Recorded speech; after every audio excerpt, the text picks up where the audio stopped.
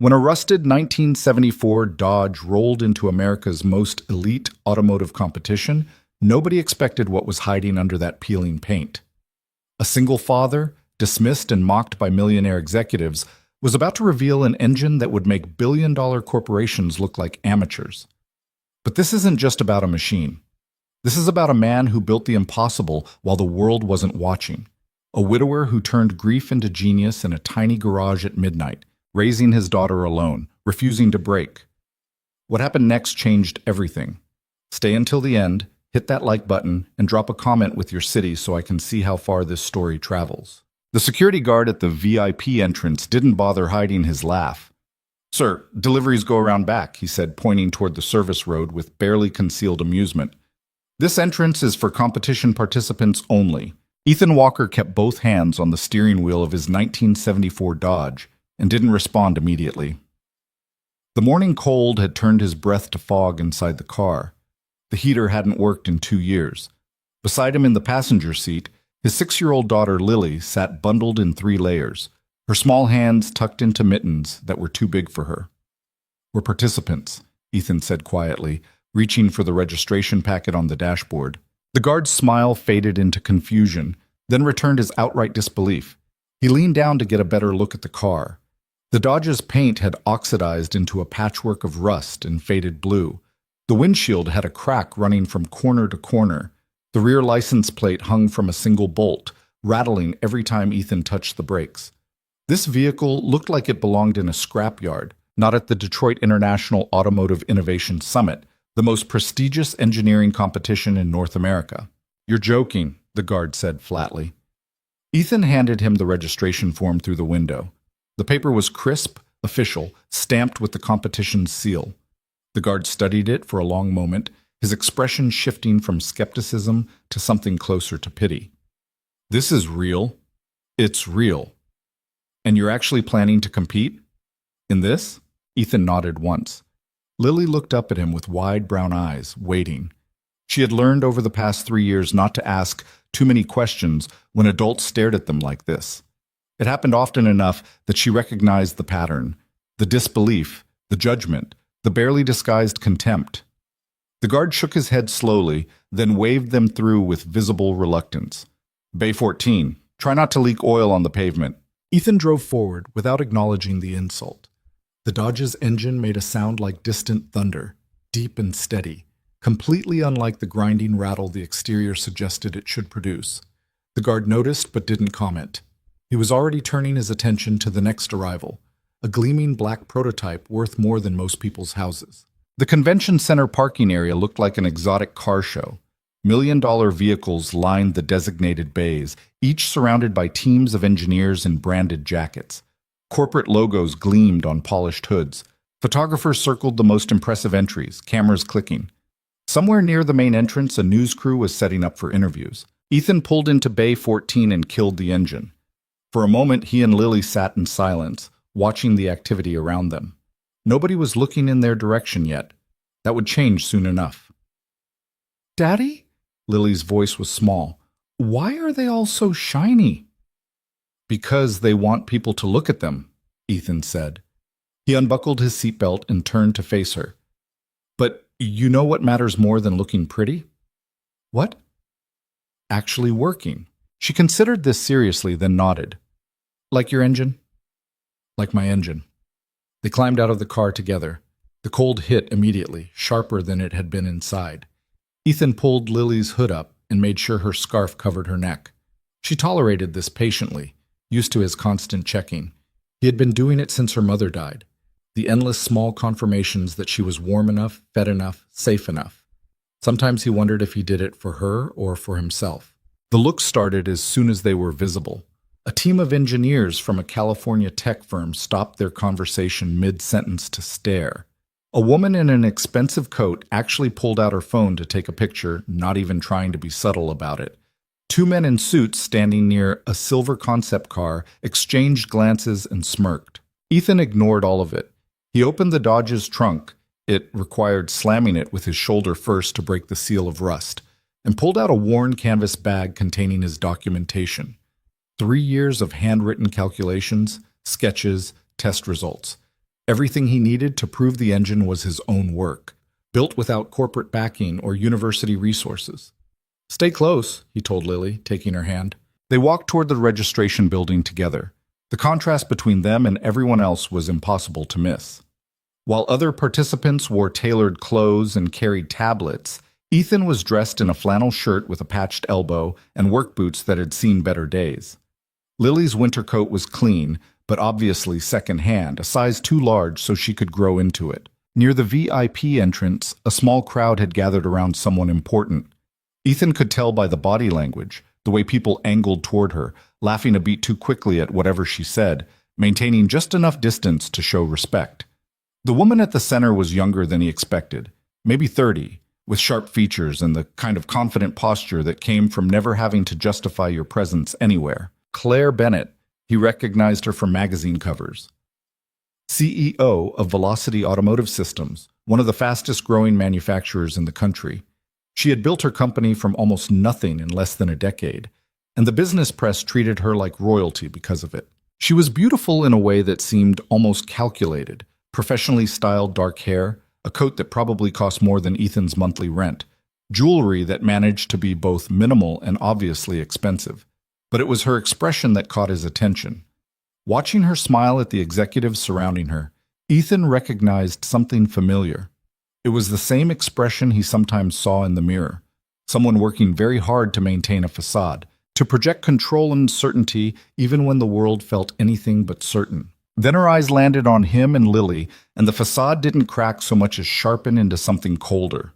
She said something to the man beside her, a gray-haired executive Ethan didn't recognize, and they both looked directly at the rusted Dodge in Bay 14. Claire's mouth curved into a smile that had nothing warm in it. She excused herself from the group and started walking toward them. Ethan's first instinct was to turn away, to get Lily inside before this went somewhere ugly, but he had promised himself 3 years ago that he wouldn't run anymore.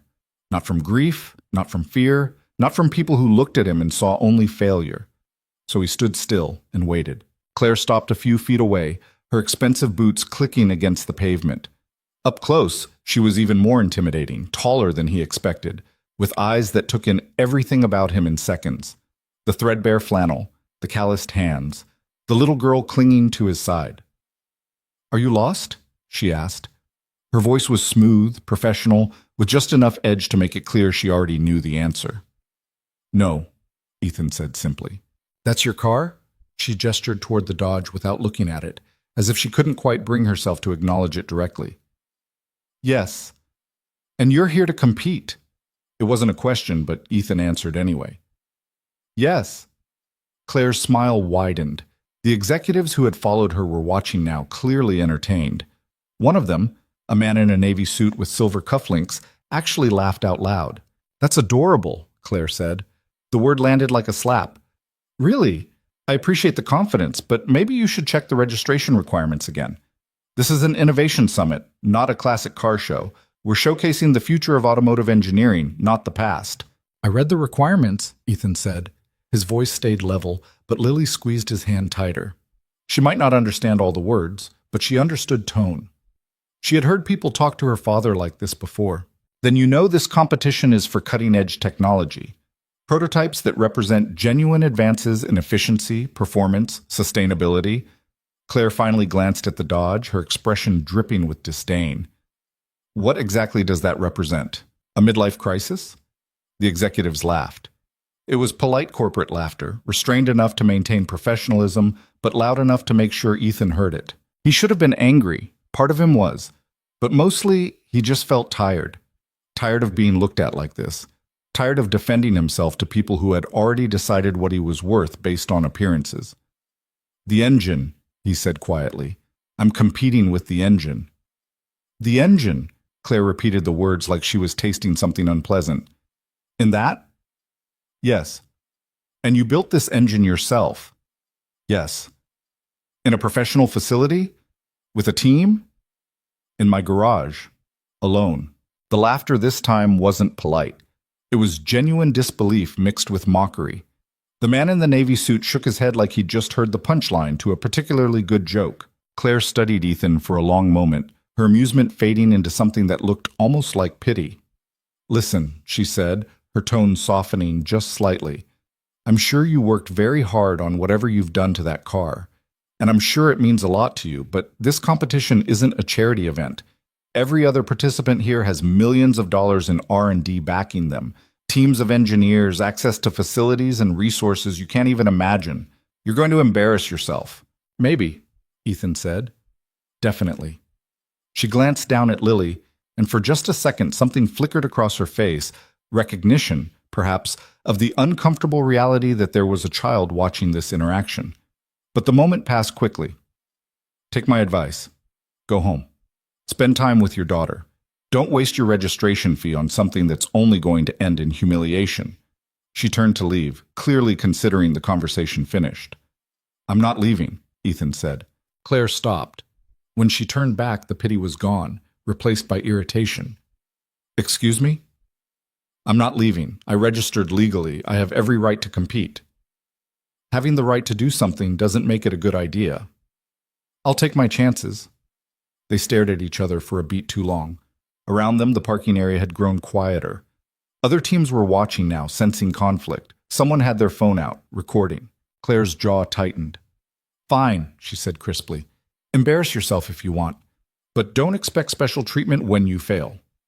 She walked away without waiting for a response, her entourage following. The man in the navy suit glanced back once, shaking his head in what looked like genuine disbelief. Ethan watched them go, his hand still holding Lily's. "Daddy?" Lily's voice was very small. "Is she mean?" "She doesn't know us," Ethan said, which wasn't really an answer. "Come on, we need to check in." The registration building was warmer, at least.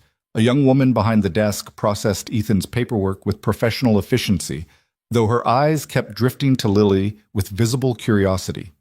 Children weren't common at events like this. "You'll be in the innovation category," she explained, handing him a laminated badge. "Preliminary judging starts at 2 p.m. You'll have 15 minutes to present your work to the technical panel. If you advance, finals are tomorrow morning." "Understood. And just so you're aware," she hesitated, clearly trying to phrase something diplomatically. "The innovation category is extremely competitive this year. We have entries from Velocity, Titan Motors, Hartley Engineering, basically every major player in the industry. So, just manage your expectations." "I will." She didn't look convinced, but she handed him an information packet anyway. "Good luck." They spent the next few hours in the convention center's public area, where manufacturers had set up displays showcasing their latest technology. Lily pressed her face against the glass barriers, marveling at the sleek prototypes and interactive screens. Ethan let her look, grateful for anything that kept her entertained and warm. He noticed people staring occasionally. Word had apparently spread about the rusted Dodge and its owner. Small groups of engineers would walk past, glance at his badge, and exchange knowing looks. A few were openly contemptuous. Most just seemed confused about why he was there. Around noon, Ethan bought them lunch from one of the overpriced vendor stalls. A sandwich for him, chicken nuggets for Lily. They ate sitting on a bench near the back of the hall, away from the crowds. "Are you nervous?" Lily asked, swinging her legs. "A little," Ethan admitted. "Mama used to say being nervous means you care about something." The mention of Sarah hit him harder than he expected. Even after 3 years, he swallowed against the sudden tightness in his throat. She was right about that. "Do you think she would like your engine?" "Yeah," Ethan said softly. "I think she would." Lily considered this while chewing a nugget. "Then it doesn't matter what the mean lady thinks." Out of the mouths of 6-year-olds. Ethan managed a real smile for the first time that day. "You're pretty smart, you know that?" "I know," Lily said seriously, which made him laugh. At 1:30, they made their way toward the judging area. The innovation category presentations were being held in a large conference room on the second floor. By the time Ethan arrived, a crowd had already gathered, participants waiting their turn, corporate representatives observing the competition, journalists looking for stories. And there, near the front of the room, was Claire Bennett. She was talking to a tall man in an expensive suit, someone else Ethan didn't recognize. But the way she stood, arms crossed, expression intense, suggested this was a serious conversation. The man nodded several times, then glanced toward the registration desk where Ethan's name was listed on the schedule. Something about that look made Ethan's instincts flare with warning, but before he could process it, an official was calling his name. "Ethan Walker, you're up next." The presentation room was intimidating in its formality. 5 judges sat behind a long table at the front, each with tablets and printed materials in front of them. 2 were older men with decades of automotive engineering experience written into every line of their faces. One was a younger woman who Ethan recognized as a professor from MIT.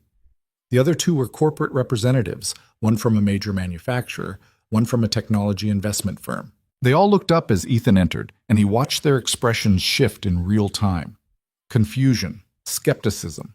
In one case, barely concealed disdain.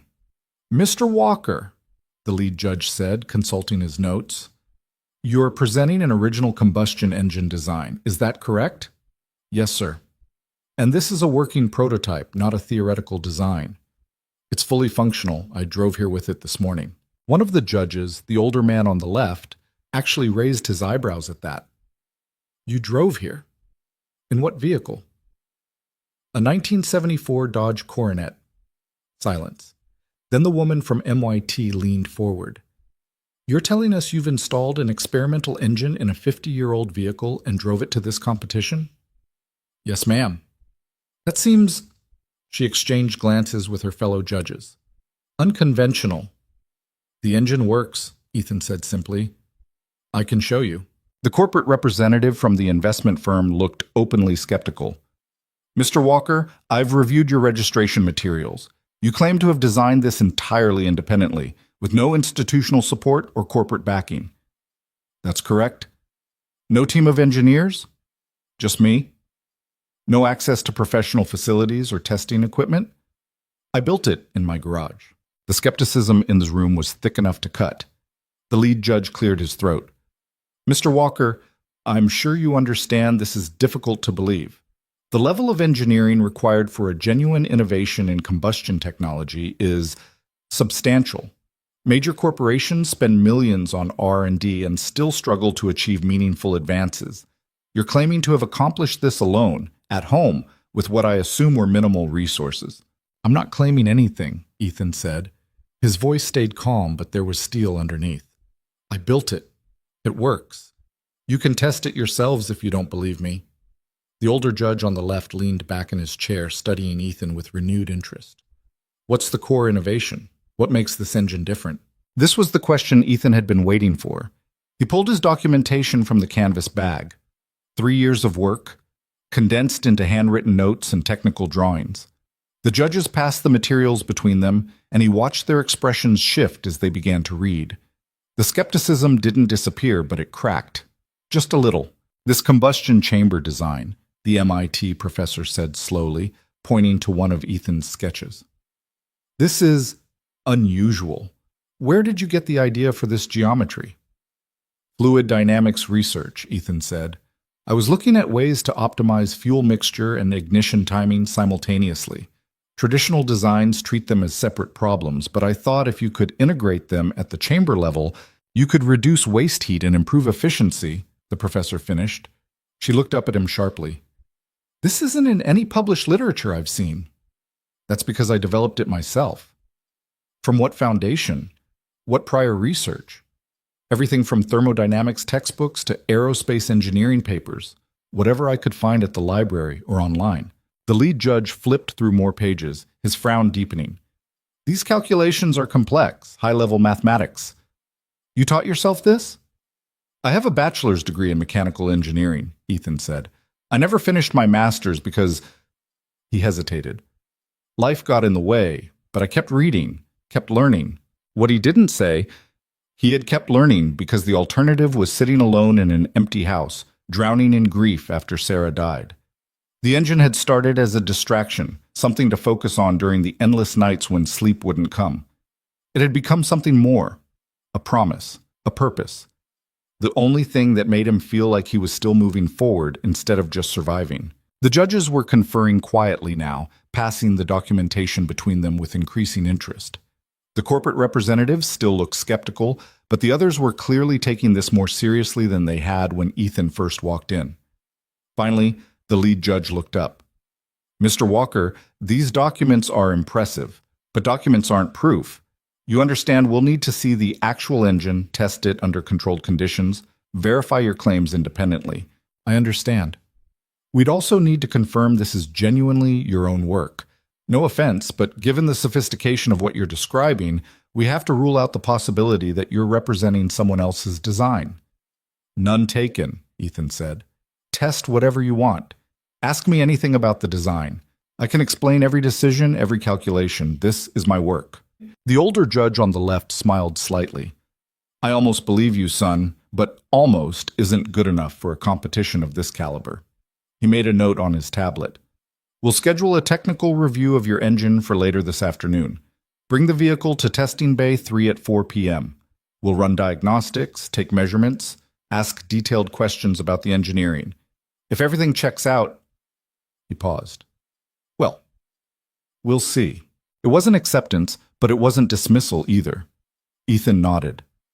Thank you. As he left the presentation room, he found Lily waiting exactly where he'd left her, sitting in a chair that was too big for her, legs swinging. She looked up anxiously when she saw him. How did it go? They want to test the engine. Is that good? Yeah, Ethan said, surprising himself with how much he meant it. Yeah, that's good. They had 2 hours before the testing appointment. Ethan took Lily back outside to the parking area, both because she was getting restless and because he needed to prepare the Dodge for whatever the judges were about to throw at it. The afternoon had grown colder. Dark clouds were rolling in from the west, threatening snow. Ethan popped the hood of the Dodge while Lily sat on the front bumper, bundled in her coat. The engine beneath the hood didn't match the car's exterior. Where the body was rusted and beaten, the engine was pristine. Every component carefully machined, every connection precise. It looked like something from a different world, high-tech and purposeful, completely out of place in the aging vehicle surrounding it. Ethan ran through his pre-check routine, the same process he'd followed hundreds of times in his garage. Oil levels, coolant, electrical connections. Everything had to be perfect. Mr. Walker. He looked up to find a man standing a few feet away. Mid-40s, expensive suit, expression that managed to be both professional and vaguely threatening. Ethan recognized him, the tall man who had been talking to Claire Bennett earlier. Can I help you? Ethan asked. Marcus Hendricks, the man said, not offering his hand. Director of Research and Development for Velocity Automotive Systems. Okay. I wanted to talk to you before your technical review. Something in his tone immediately put Ethan on guard. About what? Hendricks glanced at Lily, then back at Ethan.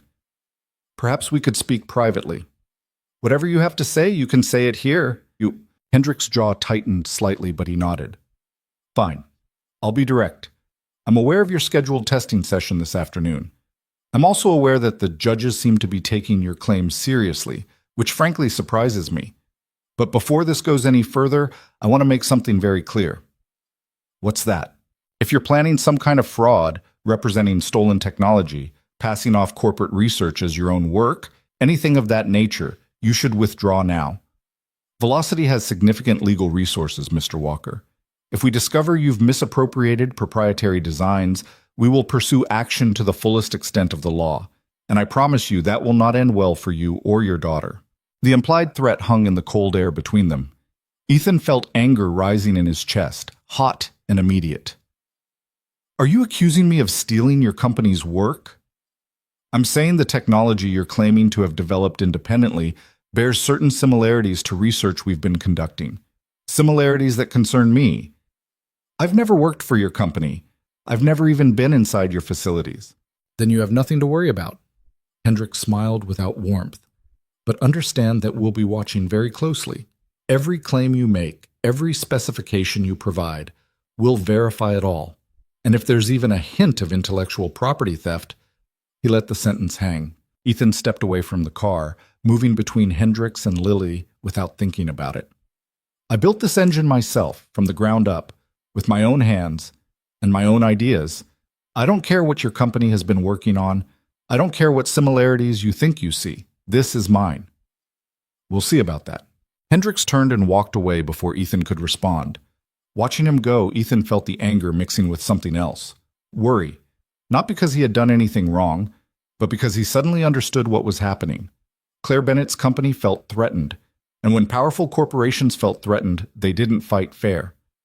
"Daddy?" Lily's voice pulled him back. "Who was that man?" "Nobody important," Ethan lied.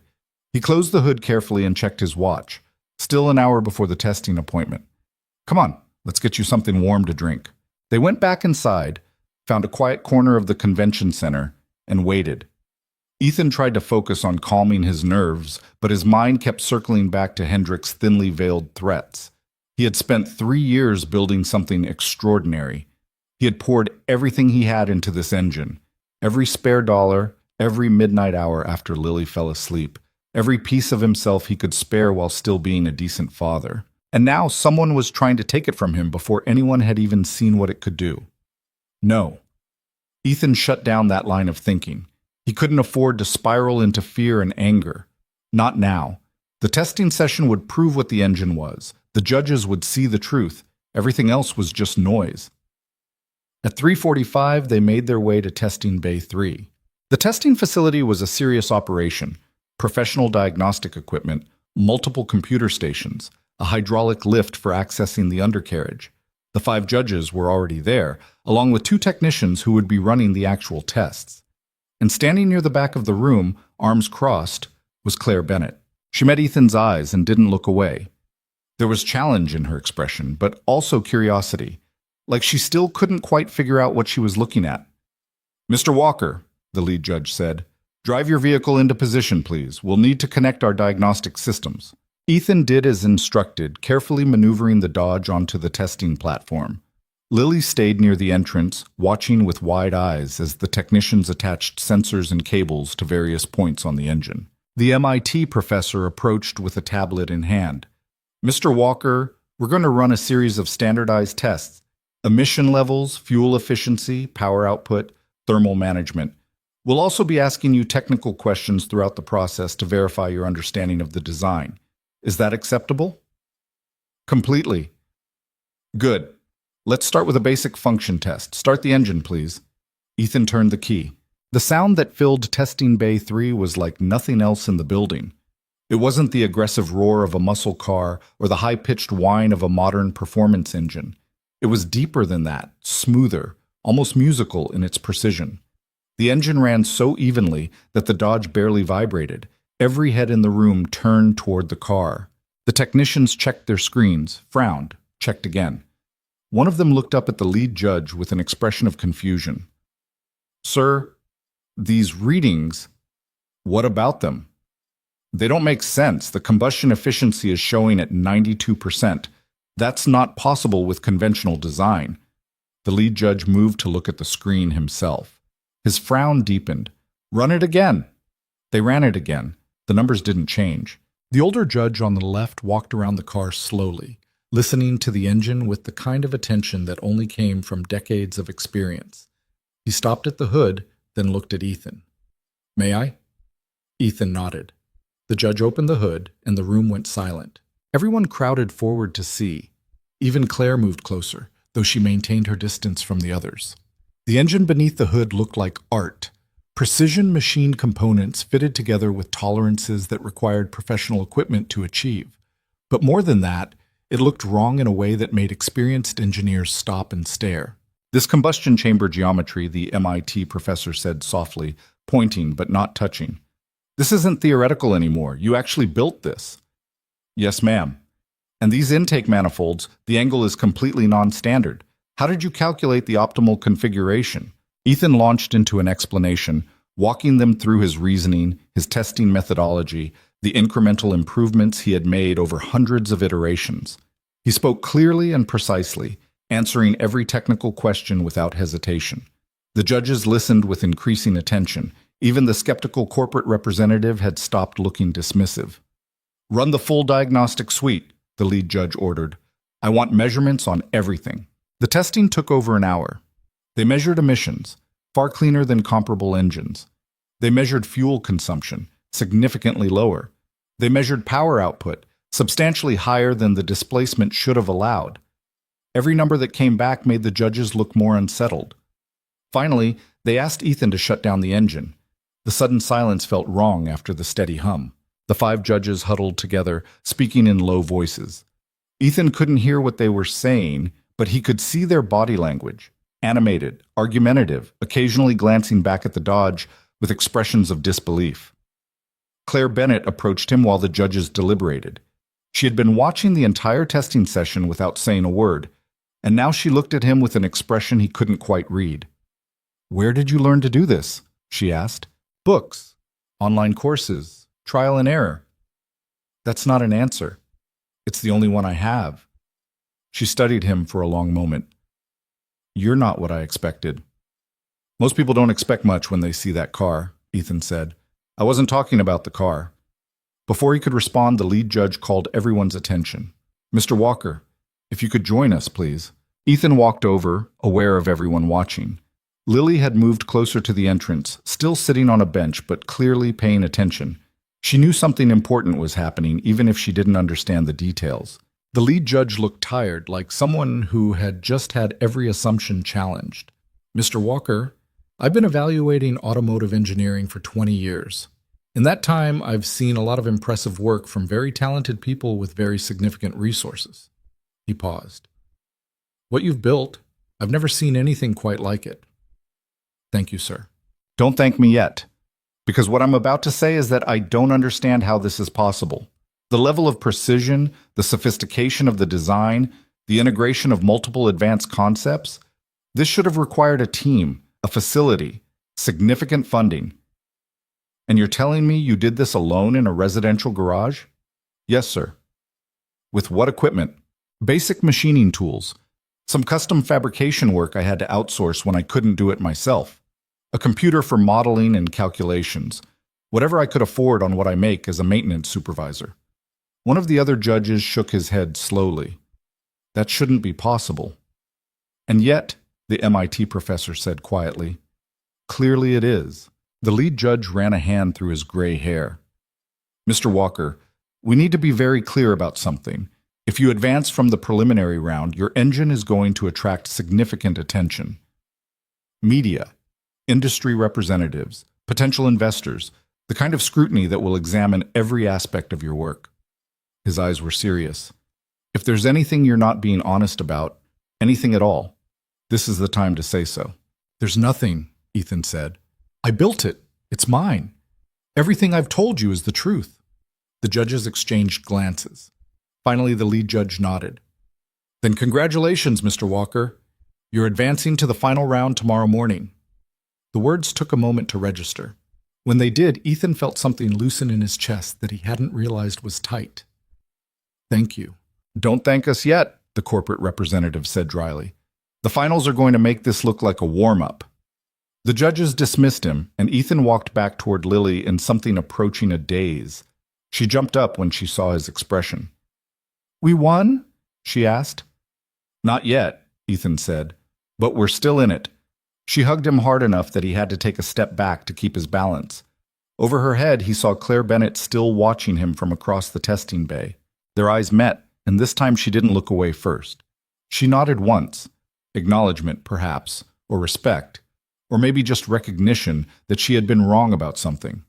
Ethan nodded back, then guided Lily toward the exit.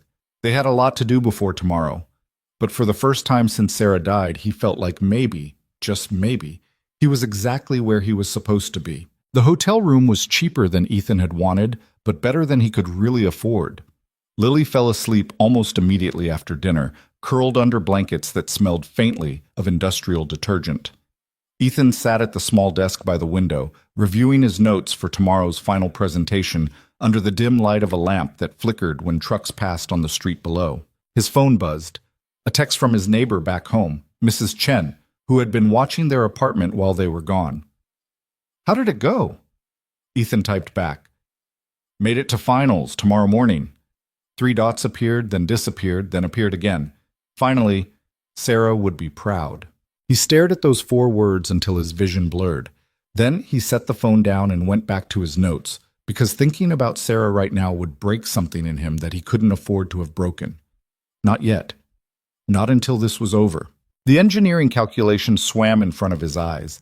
He had been over them 1,000 times, knew every equation by heart, but his brain kept circling back to Marcus Hendricks and that thinly veiled threat. Similarities to research we've been conducting. The words had teeth, and Ethan couldn't shake the feeling that tomorrow was going to be about more than just proving his engine worked. Sleep came in fragments. Every time he started to drift off, his mind jerked him back awake with new anxieties. What if the judges had reconsidered overnight? What if Velocity found some legal angle to disqualify him? What if he got up there in front of everyone and forgot how to explain his own work? At 5:30, he gave up and took a shower. The water pressure was weak and the temperature never quite stabilized, but it helped him feel slightly more human.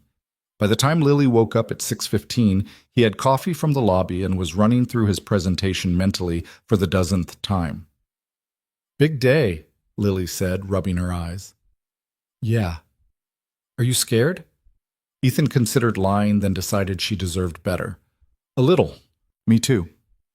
She climbed into his lap without asking, something she only did when she was worried. "What happens if you don't win?" "We go home. I keep my job at the plant. Everything stays the same." "And if you do win?" That was the harder question.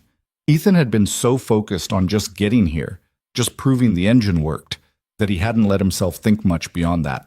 Winning meant attention, visibility, the kind of scrutiny that could change everything about their quiet, careful life. "I don't know," he admitted, "but we'll figure it out together, okay?" She nodded against his chest. They sat like that for a while, watching the gray morning light creep across the room, neither of them quite ready to start the day that would determine everything. They arrived at the convention center at 7:30. The finals weren't scheduled until 9, but Ethan wanted time to check the Dodge one more time, make sure nothing had gone wrong overnight. The parking area was already busy with early arrivals, corporate teams doing last-minute preparations, media setting up for coverage, officials running final checks on the presentation venue. The Dodge sat exactly where Ethan had left it, rust and all. He popped the hood and started his inspection routine while Lily sat on the front bumper, watching people walk past and stare. "They still think it's funny," she observed. "Let them think whatever they want." But she was right. The looks hadn't changed. If anything, they had gotten worse now that word had spread about the preliminary results. Ethan could hear fragments of conversations as people passed. "That's the guy with the junk car." Judges must have lost their minds, probably rigged the sensors somehow. He ignored all of it and focused on the engine. Oil levels good, coolant good, all connections tight, everything exactly as it should be. "Mr. Walker," Ethan looked up to find the older judge from yesterday approaching, the one who had smiled slightly when Ethan said he'd explain every decision. Up close, and without the formal setting of the testing bay, he looked more grandfatherly, wrinkled face, kind eyes, the comfortable posture of someone who had nothing left to prove. "Morning," Ethan said, straightening. "Robert Chen," the judge said, offering his hand. "I wanted to talk to you before the circus starts." They shook. Chen's grip was firm, but not aggressive. "About what?" "About what you're walking into." Chen glanced around, making sure they had relative privacy. "I've been doing this for a long time, son. Long enough to recognize when something genuinely new shows up. What you built? That's not just impressive. That's potentially industry-changing, and that means you're about to have a target on your back." "I already got that impression yesterday. From Marcus Hendricks, I assume." Chen's expression soured slightly. "Yeah, I saw him talking to you. Let me guess. He implied you stole Velocity's research?" "Something like that." "He's lying, or at least exaggerating." Chen leaned against the Dodge's fender, apparently unconcerned about the rust. "I consulted for Velocity 2 years ago on a combustion efficiency project. I know what they've been working on. Your design shares some conceptual similarities, but the implementation is completely different. You didn't steal anything." "Then why threaten me?" "Because Claire Bennett is scared." Chen said it matter-of-factly, without judgment. "She's built her entire company on being the innovation leader in this space, and now some unknown guy shows up with technology that could make her entire R&D department look obsolete. She's not going to take that gracefully." Ethan felt his jaw tighten. "So what am I supposed to do? Win anyway." Chen smiled, "But understand that winning today is just the beginning.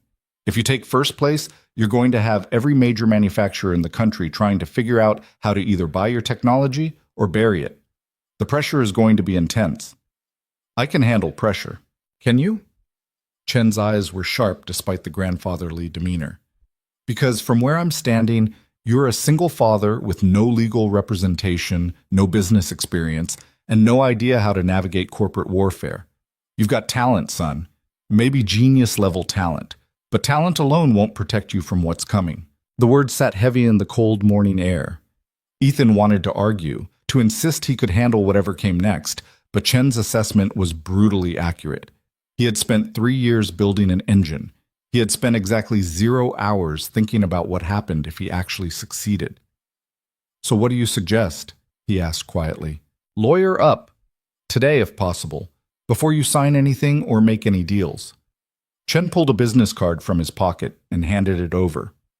This is a friend of mine, intellectual property specialist. She's good, she's honest, and she doesn't intimidate easily. Give her a call after the finals, regardless of how it goes. Ethan took the card. Thank you. Don't thank me yet. Just promise me you'll be careful. What you've built deserves to see the light of day. Don't let anyone take it from you because you were too proud or too naive to get proper help. Chen walked away before Ethan could respond, leaving him standing there with a business card and a growing sense that he was in over his head in ways he hadn't fully appreciated. Was that a nice man? Lily asked. Yeah, Ethan said. I think he was. By 8:30, the crowd around the presentation venue had grown substantially. The finals were open to the public, which meant anyone with a registration badge could attend. Ethan spotted corporate executives, journalists with recording equipment, even what looked like patent lawyers with their tablets and serious expressions. And there, near the front entrance, was Claire Bennett. She was dressed differently today. Less severe, more approachable, though still clearly expensive. She was talking to Marcus Hendricks, their heads close together in a way that suggested serious discussion. As Ethan watched, Hendricks gestured emphatically, clearly arguing something. Claire listened, her expression unreadable, then shook her head. Whatever Hendricks was pushing for, she wasn't agreeing. The interaction ended with Hendricks walking away looking frustrated, and Claire standing alone, arms crossed, staring at nothing in particular. Then her eyes found Ethan across the crowd, and something complicated flickered across her face before she looked away. At 8:45, officials started directing people into the auditorium. The finals were being held in the convention center's main hall, a space large enough to hold several hundred people.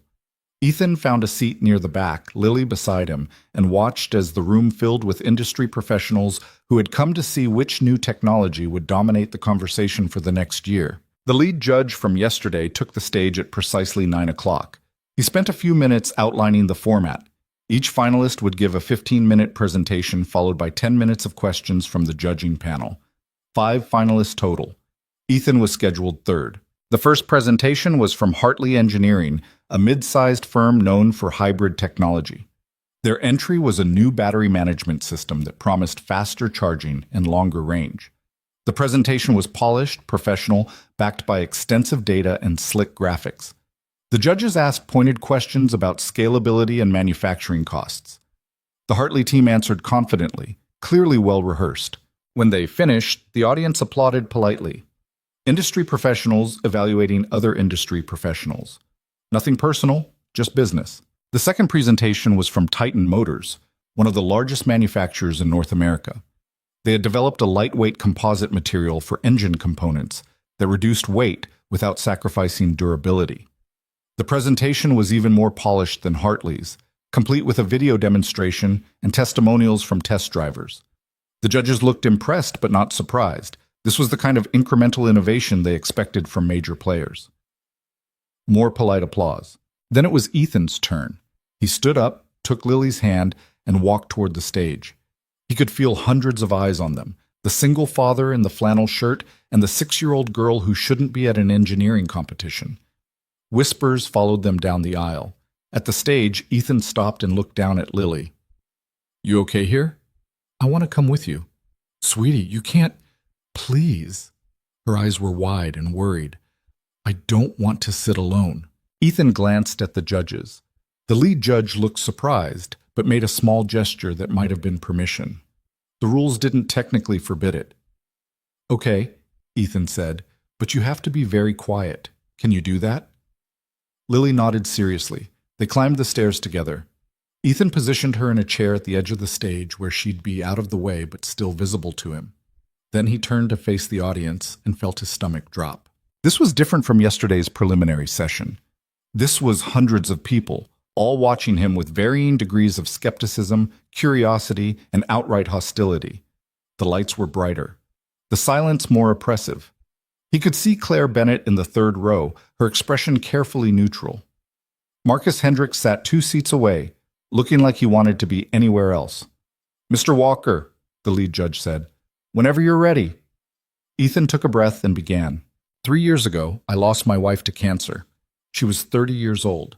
We had a 6-year-old daughter and about $8,000 in medical debt that insurance wouldn't cover. After the funeral, I had a choice. I could fall apart, or I could find something to hold on to. This wasn't the opening anyone had expected. The room went very quiet. I chose an engine. Ethan's voice was steady, but not rehearsed. He was just telling the truth. Not because I'm some genius inventor, or because I had a grand vision for changing the automotive industry. I chose it because I needed a problem I could solve, something with clear rules and measurable results, something that made sense when nothing else did. He pulled up his first slide. Not a slick corporate presentation, but a simple photograph of his garage. Tools on pegboards. A workbench covered in sketches. The Dodge's engine in pieces on the floor. This is where I built it. A 1-car garage behind a duplex in a neighborhood where car alarms go off so often you stop hearing them. I worked nights after my daughter went to sleep. Weekends when I could find someone to watch her for a few hours. Every spare dollar I had went into parts and materials. Next slide. Technical drawings. All handwritten. The judges leaned forward slightly. The core innovation is in the combustion chamber geometry. Traditional designs optimize for either fuel efficiency or power output, but not both simultaneously. I thought if you could change the chamber shape dynamically during the combustion cycle, you could achieve both. The problem was making it mechanically simple enough to be reliable. He walked them through his solution, a design that used thermal expansion and carefully calibrated spring tensions to alter the effective chamber volume in real time. It sounded complex when explained, but the actual mechanism was elegant in its simplicity. No computers, no electronics, just precision engineering and physics. The judges were taking notes now. Even the skeptical corporate representative looked engaged. The result is a combustion efficiency of 92%, compared to industry standard of about 75%. Emissions are reduced by 40%, fuel consumption drops by 30%, and power output increases by 25% over comparable displacement. More slides. Test data. Graphs showing performance curves. Everything handwritten or printed from basic software because Ethan didn't have access to the expensive design programs the other presenters used. "I know this doesn't look like what you're used to seeing," Ethan said, gesturing at his makeshift presentation. "I don't have a team or a research facility or millions in funding. What I have is 3 years of work and an engine that works better than it should. That's what I'm presenting today." He finished his prepared remarks with 2 minutes to spare. The room was silent for a beat too long. Then the MIT professor spoke up. "Mr. Walker, your thermal expansion mechanism, have you tested its durability over extended operation cycles?" "Yes, ma'am. I've run the engine for over 500 hours of continuous operation without degradation.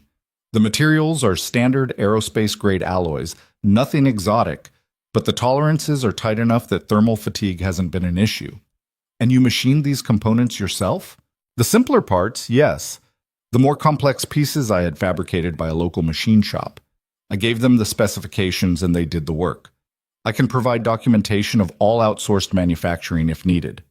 The questions continued, technical, probing, occasionally skeptical.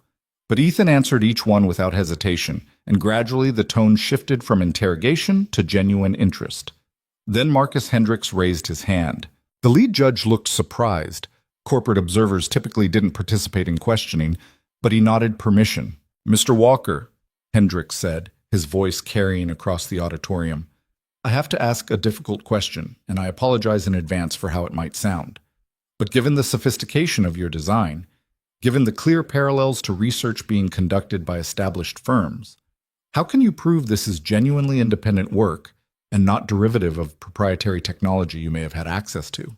The room went dead silent. This wasn't a technical question. This was an accusation dressed in professional language.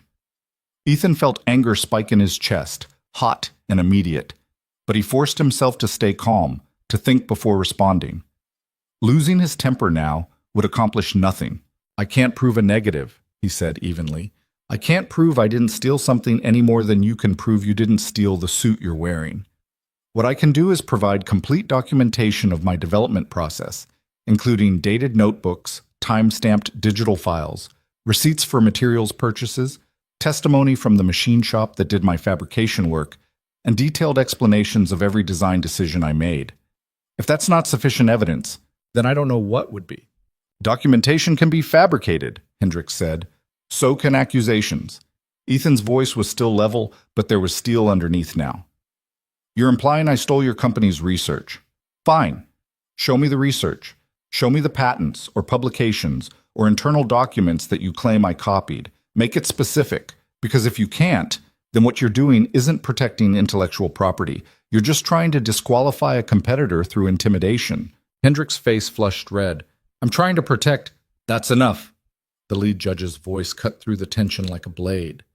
"Mr. Hendricks, you're here as an observer, not as part of the judging panel. If Velocity has genuine concerns about intellectual property, there are proper legal channels for raising them. This is neither the time nor the place." "But that's enough," the judge repeated, firmer this time. "Mr. Walker, thank you for your presentation. You can step down." Ethan gathered his materials with hands that weren't quite steady. Lily hopped down from her chair and took his hand as they left the stage. Walking back down the aisle, Ethan could feel the entire room watching them, could hear the whispers starting before they even reached their seats. Claire Bennett was staring at Marcus Hendricks with an expression that could have stripped paint.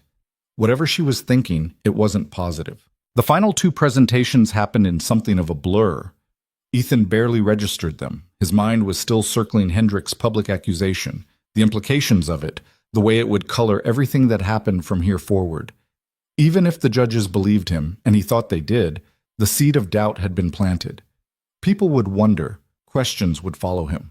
When all 5 presentations were finished, the lead judge announced that the panel would deliberate for 30 minutes before announcing results.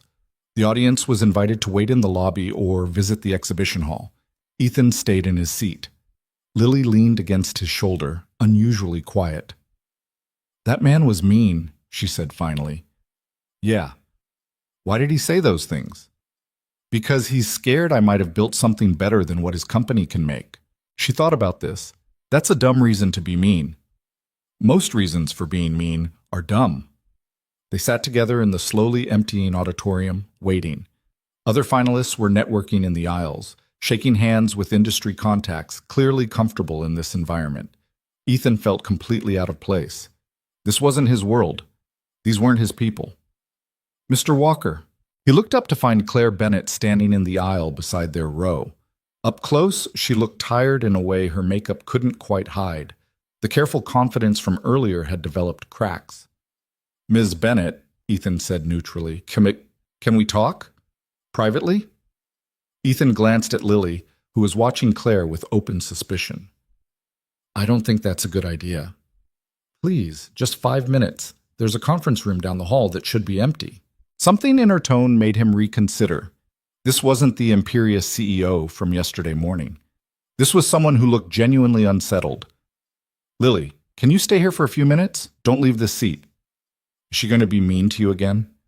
"I don't know yet." Claire flinched slightly at that, but didn't argue.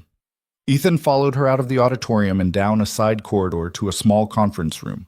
She closed the door behind them, but didn't sit. "I need to apologize," she said without preamble, "for yesterday, for what I said about your car and your daughter and all of it. I was wrong." Ethan waited. There was clearly more coming. "I watched your presentation," Claire continued, "and I watched you answer those questions, and I realized I have no idea who you are, but you're not a fraud. You actually built that engine, and it's—" She paused, searching for words. "It's extraordinary." "Thank you." "Don't thank me. I don't deserve it." She ran a hand through her hair, disturbing the careful styling. "Marcus shouldn't have said what he said up there. I didn't authorize that.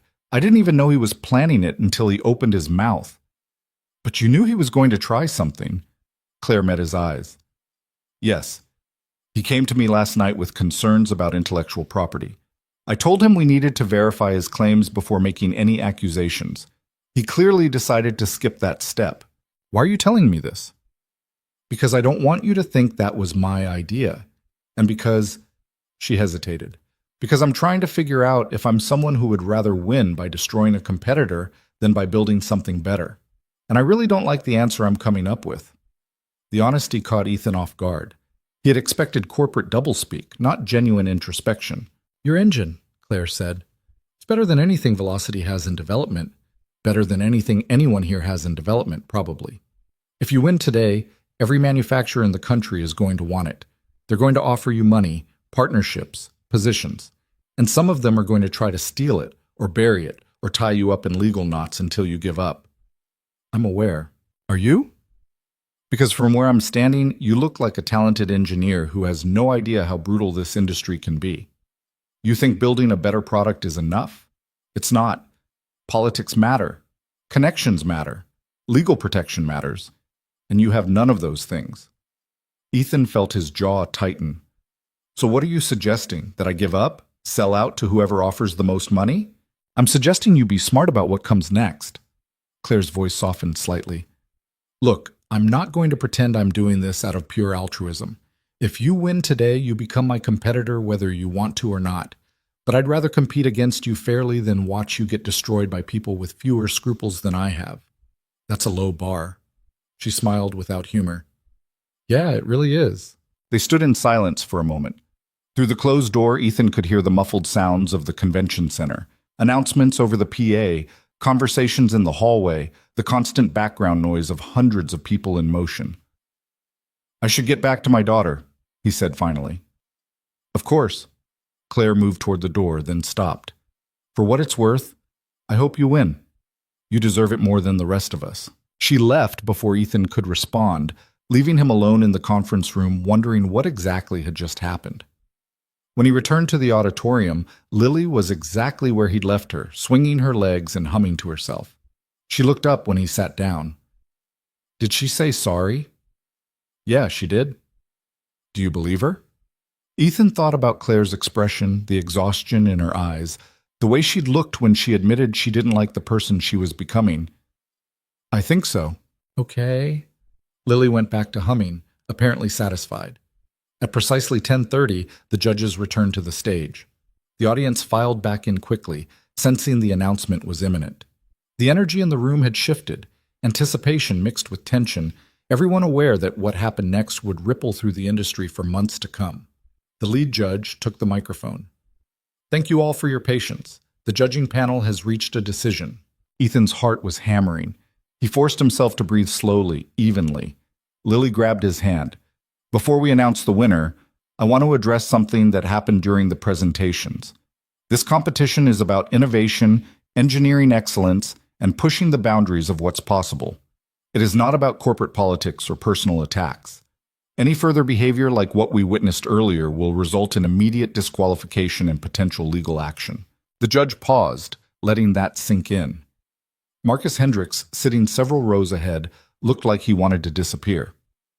Now, the judges were unanimous in our decision, which frankly doesn't happen often. The winner of this year's Detroit International Automotive Innovation Summit in the innovation category is Ethan Walker for his independent development of an advanced combustion efficiency system. The words registered in pieces. Winner. Unanimous. Ethan Walker. The auditorium erupted. Some of the applause was genuine, engineers appreciating good work regardless of who did it. Some was polite, and some people weren't clapping at all, including several corporate representatives who looked like they'd just watched their stock price tank. Lily was jumping up and down, hugging him hard enough to make breathing difficult. We won! Daddy, we won! Yeah, Ethan managed. Yeah, we did. The judges were calling him back to the stage. Ethan walked down the aisle in a daze, Lily still holding his hand. People were congratulating him, shaking his hand, asking for business cards he didn't have. The noise was overwhelming. On stage, the lead judge shook his hand formally. Congratulations, Mr. Walker. Genuinely impressive work. Thank you, sir. Robert Chen, the older judge, pulled him aside while photographers took pictures. Remember what I said. Lawyer. Today. Don't sign anything until you have proper representation. I won't. And expect calls, lots of them. Everyone's going to want a piece of what you built. Be very, very careful about who you trust. The award ceremony wrapped up quickly after that. Ethan was given a plaque and a check for $25,000. The prize money he hadn't even been thinking about. $25,000. Enough to pay off the remaining medical debt. Enough to fix the Dodge properly if he wanted. Enough to breathe a little easier for the first time in 3 years. As the crowd dispersed, Ethan found himself surrounded by people wanting to talk business. Representatives from manufacturing firms, technology investors, licensing agents. They pressed business cards into his hands, asked for meetings, made vague promises about opportunities. It was dizzying and exhausting and slightly terrifying. Through the chaos, he caught a glimpse of Claire Bennett leaving through a side exit. She looked back once, caught his eye, and nodded. Then she was gone. Marcus Hendricks was nowhere to be seen. By the time Ethan and Lily made it back to the parking area, it was nearly noon. Ethan's phone was blowing up with calls from numbers he didn't recognize. Reporters, probably. Maybe lawyers. He turned it off and focused on getting Lily something to eat. They found a quiet corner of the convention center cafeteria and split a sandwich. Lily was still buzzing with excitement, talking rapid fire about the ceremony and the cameras and how many people had wanted to talk to her daddy. Ethan let her talk, grateful for her happiness, trying not to think too hard about what came next. Robert Chen's friend, the intellectual property lawyer. That was the first call he needed to make. Then, he needed to figure out what to do with an engine that could change the industry and a life that had just become infinitely more complicated than the quiet existence he'd been protecting for 3 years. But first, he needed to take his daughter home, make sure she was safe, make sure nothing about this disrupted the fragile stability they'd built together. Daddy! Lily was looking at him seriously now, her excitement fading into something more thoughtful. Is everything going to be different now? Ethan pulled her close. I don't know, sweetheart, maybe. Is that scary? Yeah, a little. She nodded against his chest. It's okay to be scared. Mama said that too. The mention of Sarah hit him the way it always did, sudden and sharp and impossible to prepare for. But this time, it didn't just hurt. It felt like permission. Permission to be uncertain, permission to not have all the answers, permission to build something extraordinary and be terrified about what it meant. Yeah, Ethan said quietly. She did say that. They finished their lunch in comfortable silence. Outside the cafeteria windows, Ethan could see the Dodge waiting in the parking area, still rusted and broken-looking on the outside, still extraordinary underneath. Just like him, he supposed, just like the life they were about to step into, ready or not. The drive back to the hotel should have felt triumphant. Instead, Ethan spent most of it checking his rear-view mirror, half expecting to see corporate lawyers following them. The prize check sat in his glove compartment like a live grenade. $25,000. More money than he'd seen in one place since before Sarah got sick. Should have felt like relief. Mostly it just felt like a timer had started on something he didn't fully understand yet. Lily fell asleep before they even left the convention center parking lot, exhausted from the emotional roller coaster of the morning. Ethan drove in silence, the Dodge's engine humming with that perfect smoothness that still caught him off guard sometimes.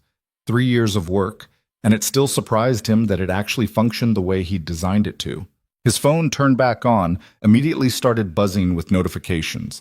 17 missed calls, 32 text messages, 6 voicemails. Ethan pulled over at a gas station 2 blocks from the hotel and scrolled through them while Lily slept. Most were from numbers he didn't recognize. Reporters asking for interviews, someone claiming to be from a venture capital firm. 3 different patent lawyers offering their services. 1 message from his supervisor at the maintenance plant asking if the rumors were true, if Ethan had really won some big engineering competition. And 1 from Claire Bennett. Mr. Walker, this is Claire. I know we didn't part on the best terms yesterday, and this morning was complicated, but I meant what I said about wanting to talk. If you're willing, I'd like to meet tomorrow morning before you leave Detroit. No pressure, no corporate games, just a conversation. My number is below if you're interested. Ethan stared at the message for a long time. Every instinct told him to delete it, to stay as far away from Velocity Automotive and its CEO as possible. But something about the tone stopped him. This wasn't the confident executive from yesterday morning, or even the apologetic version from this morning's private conversation. This was someone who sounded almost uncertain.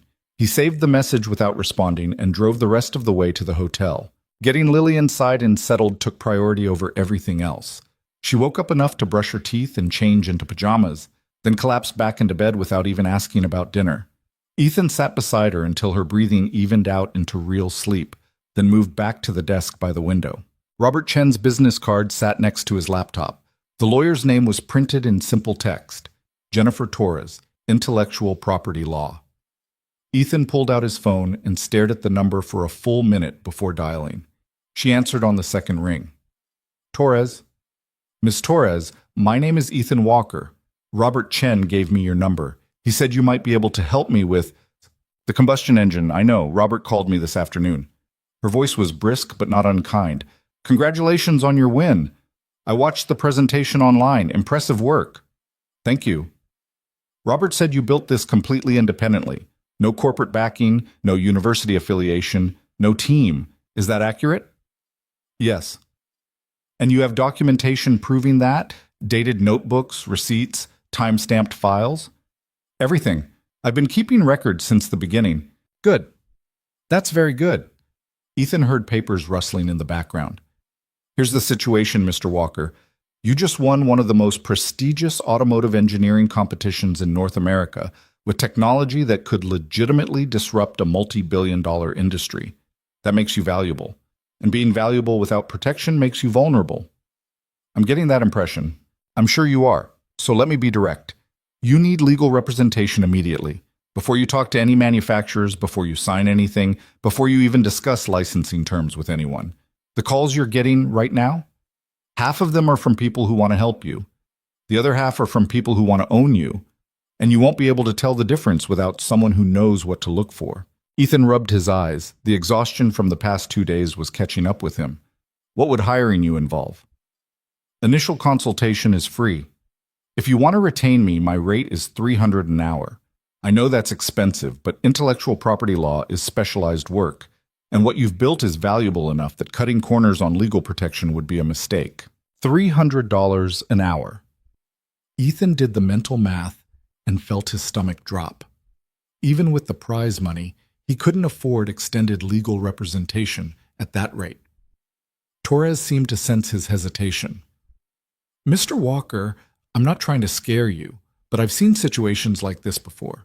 Talented people who build something extraordinary and then get eaten alive by corporations with unlimited legal resources and no scruples about using them. I don't want that to happen to you. I appreciate that, but I need to think about it. Fair enough. Think about it tonight. Call me tomorrow if you decide you want to move forward. In the meantime, my free advice is this. Don't sign anything, don't verbally agree to anything, and don't share technical details with anyone who hasn't signed a non-disclosure agreement. Understood? Understood. Good. And Mr. Walker, get some sleep. You look like you need it. Ethan almost asked how she knew what he looked like, then realized she'd probably watched the entire presentation online. Of course she had. Everyone had. Apparently. After hanging up, he sat at the desk and tried to process everything. The win, the calls, the legal complications he was just beginning to understand. Claire Bennett's message sitting unanswered on his phone. His laptop sat open in front of him, screen dark. On impulse, Ethan woke it up and typed Claire Bennett's name into a search engine. The results were extensive.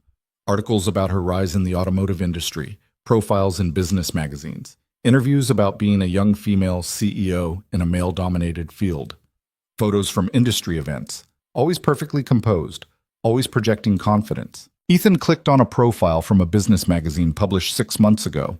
The article painted her as a brilliant strategist who had taken a struggling automotive parts manufacturer and turned it into one of the fastest-growing companies in the sector. But buried in the middle of the piece was a paragraph that caught his attention. Bennett's drive, colleagues say, comes from a deep-seated need to prove herself. As the daughter of a factory worker who died in an industrial accident when she was 15, she built her success from nothing. Claire doesn't just want to win, says a former executive who worked with her early in her career. She needs to win. It's not about money or prestige. It's about proving she's not disposable the way the world treated her father. Gitbe Oshra. Ethan read that paragraph 3 times. It didn't excuse yesterday's mockery or Marcus Hendricks' accusations, but it provided context. Claire Bennett wasn't just a ruthless CEO protecting her empire. She was someone fighting the same battle he was, just from a different position. He closed the laptop and checked on Lily one more time. She was deeply asleep, curled under the blankets with her stuffed rabbit tucked under one arm. Safe. Protected. Completely unaware of how complicated her father's life had just become. Ethan's phone buzzed again. Another voicemail. He almost ignored it, then saw it was from a Michigan number he didn't recognize. Against his better judgment, he listened. Mr. Walker, this is David Cho from Great Lakes Manufacturing. I attended your presentation this morning, and I have to tell you, what you've built is remarkable. I'd like to discuss a potential partnership.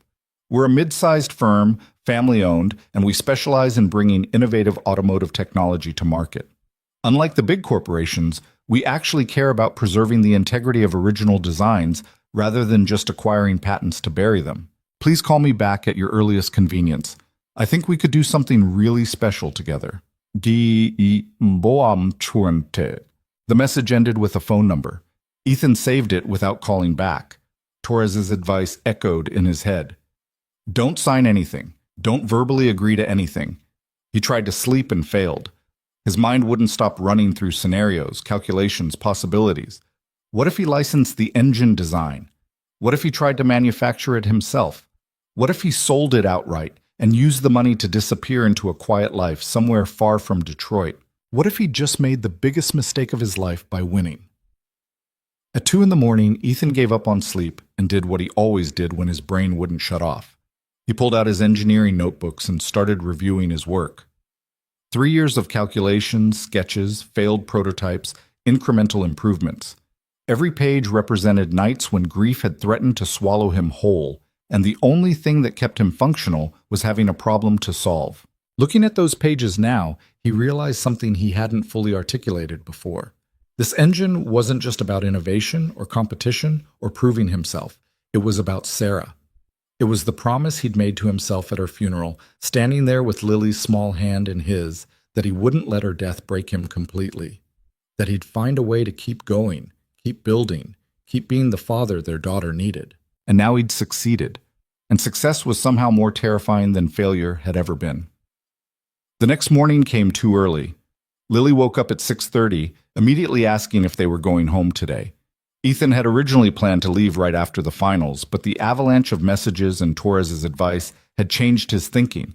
They had the hotel room for one more night. Maybe staying in Detroit another day, getting some clarity on what came next, would be smarter than rushing back. Maybe tomorrow, he told Lily. I need to take care of some things first. What things? Grown-up things. Boring stuff. She accepted this with the easy trust of a 6-year-old. They had breakfast in the hotel lobby. Mediocre coffee for him, chocolate milk and a muffin for her, and Ethan tried to figure out his next move. Claire Bennett's message kept nagging at him. He should ignore it. Getting involved with Velocity in any capacity seemed like inviting disaster. But the conversation yesterday, the genuine apology, the exhaustion in her eyes when she'd admitted she didn't like who she was becoming, that had felt real. And despite everything, he was curious. At 8 o'clock, Ethan pulled up Claire's message and typed a response. Miss Bennett, I can meet this morning, 10 o'clock. Somewhere public. You pick the place. The response came back in less than a minute. There's a coffee shop on West Grand Boulevard called Maddie's. Good coffee, quiet enough to talk. I'll be there at 10. Ethan confirmed and immediately felt like he'd made a mistake. But it was done now. He spent the next hour trying to keep Lily entertained in the hotel room, which was increasingly difficult. She was restless, bored, clearly ready to go home to familiar surroundings. Ethan turned on the television and let her watch cartoons while he reviewed his engineering documents one more time, preparing for whatever conversation was about to happen. At 9:30, he called Mrs. Chen, their neighbor back home. Ethan, I saw the news online. You won. I can't believe it. Yeah, it's been kind of overwhelming. I bet. When are you coming home? Tomorrow, probably. Maybe tonight. I'm not sure yet. Take your time. Everything's fine here. Your plants are still alive, if barely. Ethan smiled despite his anxiety. Thanks for checking on things. Of course. And Ethan, Sarah would be so proud of you. You know that, right? The words hit harder than expected. Yeah, thanks. After hanging up, he got Lily ready and they drove to Maddie's. The coffee shop was exactly as advertised. Small, clean, tucked into a quiet street away from the main convention center area. Ethan found parking and turned to Lily. I need you to be really good for the next hour, okay? This is an important meeting. With the mean lady? She wasn't mean yesterday. She apologized, remember? Lily looked skeptical but nodded.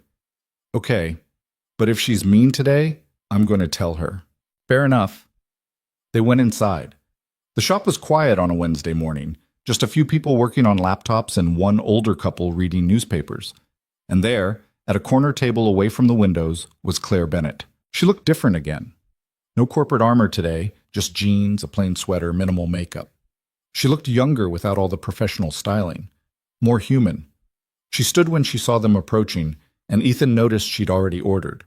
2 coffees sat on the table along with a hot chocolate and what looked like a cookie. I didn't know what your daughter would like, Claire said, gesturing at the hot chocolate. I took a guess. That's perfect, Ethan said, surprised. Thank you. They sat down in awkward silence. Lily grabbed the cookie without asking and started eating it while watching Claire with open curiosity. So, Claire said finally, I'm sure you're wondering why I wanted to meet. Little bit. She smiled without much humor. Honestly, I'm not entirely sure myself. After yesterday, after watching Marcus pull that stunt during your presentation, after seeing how I've been handling this whole situation. She paused.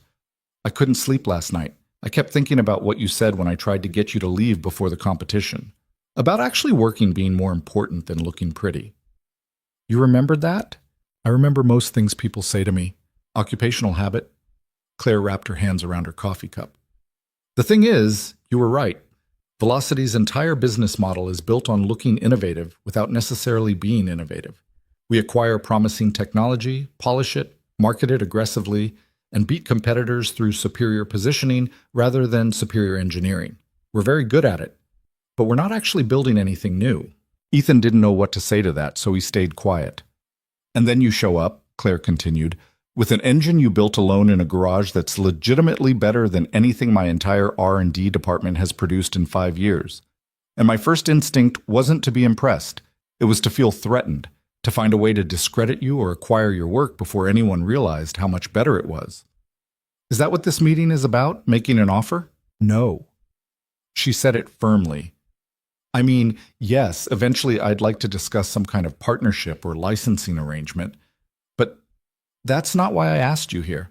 I asked you here because I wanted to apologize properly, not just for mocking you, but for the entire system that made you feel like you had to prove yourself to people like me in the first place. Lily was watching this exchange like it was a tennis match, her head turning between them with each comment. I don't understand, Ethan said. Claire pulled something from her bag, a worn manila folder. She set it on the table and opened it, revealing what looked like handwritten engineering notes. But the handwriting wasn't hers. This was my father's, she said quietly. James Bennett. He worked at a parts manufacturing plant for 23 years. Never finished high school, but he was one of those people who could fix anything, understand how any machine worked just by looking at it. He had notebooks full of ideas for improvements to the production line. Better safety mechanisms, more efficient processes, innovations that could have saved the company money and protected workers. She touched the pages carefully, like they were fragile. He tried to show them to management multiple times. They ignored him, told him his job was to work the line, not redesign it. A few even mocked him for thinking a factory worker could understand engineering better than college-educated managers. Ethan was starting to understand where this was going. When I was 15, there was an accident on the line. A safety mechanism failed, the exact same mechanism my father had tried to fix years earlier. The machine caught his arm and... She stopped, swallowed. He died 3 days later from complications, and the company's official response was that he'd violated safety protocols, that it was his fault. I'm sorry, Ethan said quietly. I spent the next 15 years building Velocity specifically to prove that people like my father, people with actual talent and practical knowledge, weren't disposable. That innovation could come from anywhere, not just expensive universities and corporate research labs. But somewhere along the way, I became exactly what I was fighting against. I started judging people by appearances, by whether they fit the profile of what success is supposed to look like. I saw you get out of that rusted car with your daughter, and I assumed you were nobody, just like those managers assumed my father was nobody. She closed the folder carefully. So when I say I'm sorry, I'm not just apologizing for yesterday morning. I'm apologizing for becoming the kind of person who would have dismissed my own father if he'd shown up at my company with a brilliant idea. The coffee shop felt very quiet. Even Lily had stopped eating her cookie. Why are you telling me this? Ethan asked. Because I want you to understand that when I eventually make you an offer, and I will make you an offer, because that engine is too important to ignore, it won't be coming from a place of wanting to acquire your work and bury it. It'll be coming from someone who genuinely believes people like you and my father are the real innovators, and that protecting your invention while helping it reach the market is the right thing to do. Ethan studied her face, looking for deception or manipulation. All he saw was exhaustion and something that looked like genuine regret. I need to be honest with you, he said.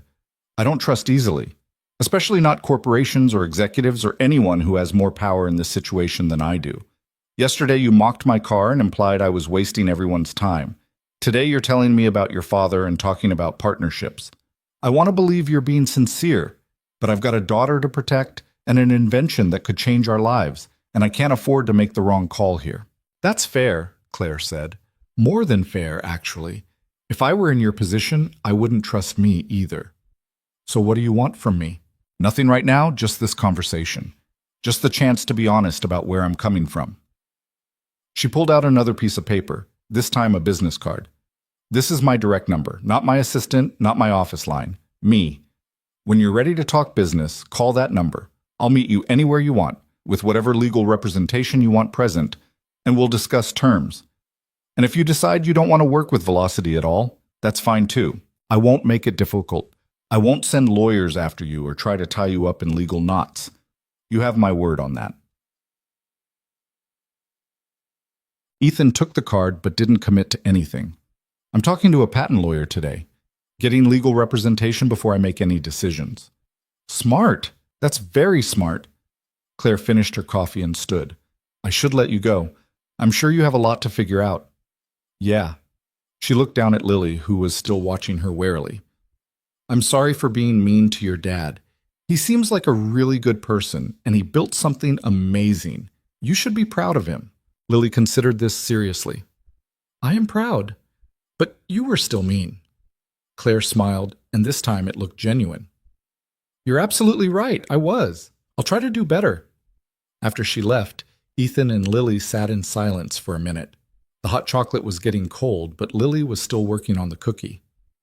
Do you believe her? Lily asked finally. I don't know yet, Ethan admitted, but I think maybe she was telling the truth. About her daddy? Yeah. That's sad. It is. They finished their drinks and headed back to the hotel. Ethan spent the rest of the morning returning phone calls, sorting through offers and interview requests, trying to build a picture of what his options actually were. Most of it was overwhelming. A few conversations were genuinely interesting. And one call, from David Cho at Great Lakes Manufacturing, left him thinking that maybe not everyone in this industry was trying to exploit him. At 2 o'clock, Ethan called Jennifer Torres back. Mr. Walker, I was hoping I'd hear from you. I want to hire you if the offer's still open. It is, and I think that's a very wise decision. Papers rustled in the background again. I've already started preliminary research on your engine patent situation. The good news is, from what I can tell based on public records, there's no existing patent that covers your specific combustion chamber design. The less good news is that filing for patent protection is expensive and time-consuming, and you're going to have multiple corporations racing to either license your technology or find ways to work around it. How expensive? For a patent this complex? Probably $15,000 to $20,000, and that's if everything goes smoothly. More if anyone challenges the application. Ethan's stomach sank. I don't have that kind of money. I mean, I have the prize money, but you need it for other things. I understand. Torres paused. There might be another option. Some law firms, including mine, work on contingency for particularly promising intellectual property cases. Basically, we cover the upfront costs in exchange for a percentage of future licensing revenue. It's riskier for us, but it means you don't have to pay out of pocket unless your engine actually generates income. What percentage? Typically 15 to 20% of gross licensing fees for the first 5 years. After that, the patent is yours free and clear. Ethan did the math. If he licensed the engine and it generated significant revenue, 15% would be substantial. But if the alternative was not being able to protect his work at all, it was still better than nothing. What do you think I should do? Honestly, I think your engine has enough commercial potential that a contingency arrangement makes sense for both of us.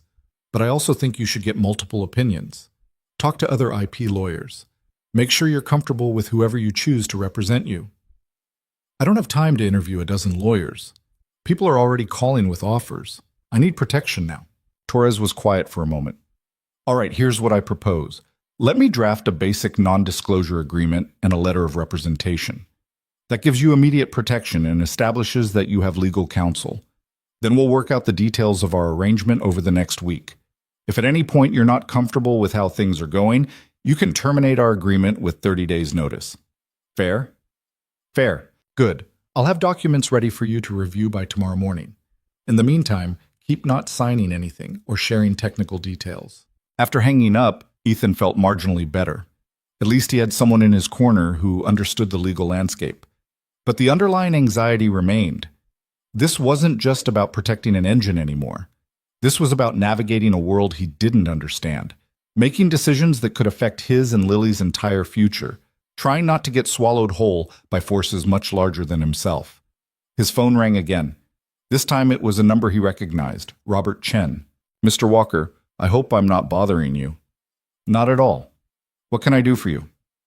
I wanted to check in, see if you'd connected with Jennifer Torres. She's one of the best in the business. I did. We're moving forward with representation. Excellent. That's excellent. Chen sounded genuinely pleased.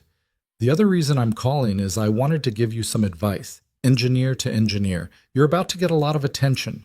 Some of it will be positive, some will be people trying to take advantage of you, and some will be corporate interests genuinely threatened by what you've built. I'm starting to figure that out.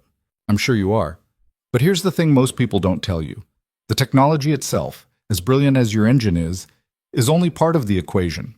The other part is understanding what you actually want to accomplish, because that will determine which offers you take seriously and which ones you walk away from. What do you mean? Do you want to get rich? License your design to the highest bidder and cash out? Do you want to see your invention actually make it to market? Then you need a partner with manufacturing capability and distribution networks. Do you want to maintain control over your work? Then you need to be very careful about the terms of any agreement you sign. All of those are legitimate goals, but they require different strategies. Ethan hadn't thought about it in those terms. I don't know what I want. I just built an engine. I didn't plan for any of this. I know, and that's okay, but you need to figure it out soon because people are going to start making you offers with very specific terms, and you won't be able to evaluate them properly unless you know what your priorities are. They talked for another 20 minutes. Chen walked Ethan through different licensing models, explained the pros and cons of exclusive versus non-exclusive agreements, outlined what manufacturing partnerships typically looked like. It was dense information, and Ethan's head was spinning by the end, but it helped him start to see the shape of his options. After that call ended, Ethan sat down with his notebook and tried to answer Chen's question. What did he actually want? He wanted Lily to be secure. That was non-negotiable. Whatever he did, it couldn't disrupt her life so completely that she lost the stability she needed. He wanted Sarah's memory honored. The engine was his promise to her, his way of proving that her death hadn't destroyed him. Selling it off to be buried or watching it get twisted into something unrecognizable would feel like breaking that promise. He wanted to matter. That was the hardest one to admit, but it was true. He wanted proof that his life amounted to something more than just surviving. That the years of midnight work and grinding poverty and endless grief had led somewhere meaningful. Beyond that, he honestly didn't know. Getting rich sounded nice in theory, but didn't feel like a real priority. Control over his invention mattered, but he was realistic enough to know that bringing complex technology to market required resources he didn't have. Pride was important, but not important enough to sabotage opportunities out of stubbornness. It was messy and complicated, and he didn't have clear answers, which probably meant he was thinking about it correctly. That evening, Ethan took Lily to a better restaurant than they could normally afford. They sat in a booth by the window and ordered real food, not drive-through or gas station sandwiches. Lily got chicken fingers and fries and ate them with the focused determination of someone who knew this was a special occasion. "Are we celebrating?" she asked through a mouthful of chicken. "Yeah, I think we are." "What happens now?" "I don't know exactly, but things are going to change. Probably a lot." She thought about this while stealing one of his fries. "Will we still live in our apartment?" "For now. Maybe eventually we can get somewhere better." "I like our apartment." "Me too. But wouldn't you like having your own room, not having to share with all my tools and engine parts?" She shrugged. "I guess, but only if we can bring Mr. Chen with us." "Mrs. Chen or the stuffed rabbit?" "Both," Ethan smiled. "Deal." They finished dinner and drove back to the hotel. Tomorrow, they'd go home. Tomorrow, the real work of figuring out what came next would begin. But tonight, Ethan let himself just be a father having dinner with his daughter, celebrating something they'd accomplished together, even if she didn't fully understand what it meant. His phone buzzed one more time before bed. A message from Claire Bennett. "I meant what I said this morning. When you're ready to talk, I'm ready to listen. No pressure, no games, just an honest conversation about how we might work together. Take care of yourself and your daughter." Ethan saved the message and set his phone aside. He still didn't entirely trust Claire Bennett, but he was starting to think that maybe he didn't have to trust her completely to work with her. Maybe trust was something you built incrementally through actions and follow-through, not something that existed or didn't exist in binary terms. And maybe that was okay. Maybe navigating this new reality meant learning to work with people whose motivations were complicated, whose pasts were messy, whose present actions were trying to be better than their previous ones. The world wasn't divided into purely good and purely evil people. It was full of humans trying to do right while carrying their own damage and fighting their own battles. Claire Bennett was one of those humans. So was Marcus Hendricks, probably, even if his damage manifested in uglier ways. So was Ethan himself, still carrying grief and fear 3 years after Sarah's death, still trying to figure out how to be both a good father and a person with his own ambitions. Before turning out the lights, Ethan pulled out his phone one more time and opened the photo album. Sarah smiled back at him from the screen, frozen in a moment from 4 years ago, before the cancer diagnosis, before everything changed. He hadn't looked at these pictures in months. It hurt too much, usually. But tonight, it felt right. Like she was there with him, seeing what he'd accomplished, knowing he'd kept his promise. "I did it," he whispered to the empty hotel room. "I don't know what comes next, but I did it." Lily was already asleep. Ethan sat in the chair by the window, watching the Detroit skyline and trying to imagine their future. It was vast and uncertain and terrifying. But for the first time in 3 years, it also felt like it might be something more than just survival. It might actually be a life. Morning came with the sound of Ethan's phone ringing at 7:30. He'd been awake for an hour already, staring at the ceiling and running through scenarios he couldn't control. The caller ID showed Jennifer Torres. "Good morning, Mr. Walker. I hope I'm not calling too early." "I was up already." "Good. I wanted to catch you before things got chaotic. I've been monitoring industry channels since yesterday, and you're generating significant buzz. Several major publications are running stories about your win. Social media is picking it up, and I've already fielded 3 calls from corporate attorneys asking if you have representation." Ethan sat up, careful not to wake Lily. "What did you tell them?" "That you do, and all communications need to go through me. I've also drafted those documents I mentioned, NDA and letter of representation. I'm sending them to your email now. Review them when you can, sign electronically, and send them back. That gives us a legal framework to operate from." "Okay, I can do that." "One more thing. You should know that Velocity Automotive issued a press statement this morning." Ethan's stomach tightened. "What kind of statement?" "Let me read it to you. Velocity Automotive congratulates Ethan Walker on his innovative combustion engine design and his well-deserved victory at the Detroit International Automotive Innovation Summit. While preliminary analysis suggested potential similarities to Velocity's proprietary research, further review has confirmed that Mr. Walker's work is genuinely independent and represents a significant contribution to the field. Velocity looks forward to potential collaboration opportunities as this technology develops. The relief was immediate and physical. They're backing off? Appears so. This is Claire Bennett doing damage control, probably.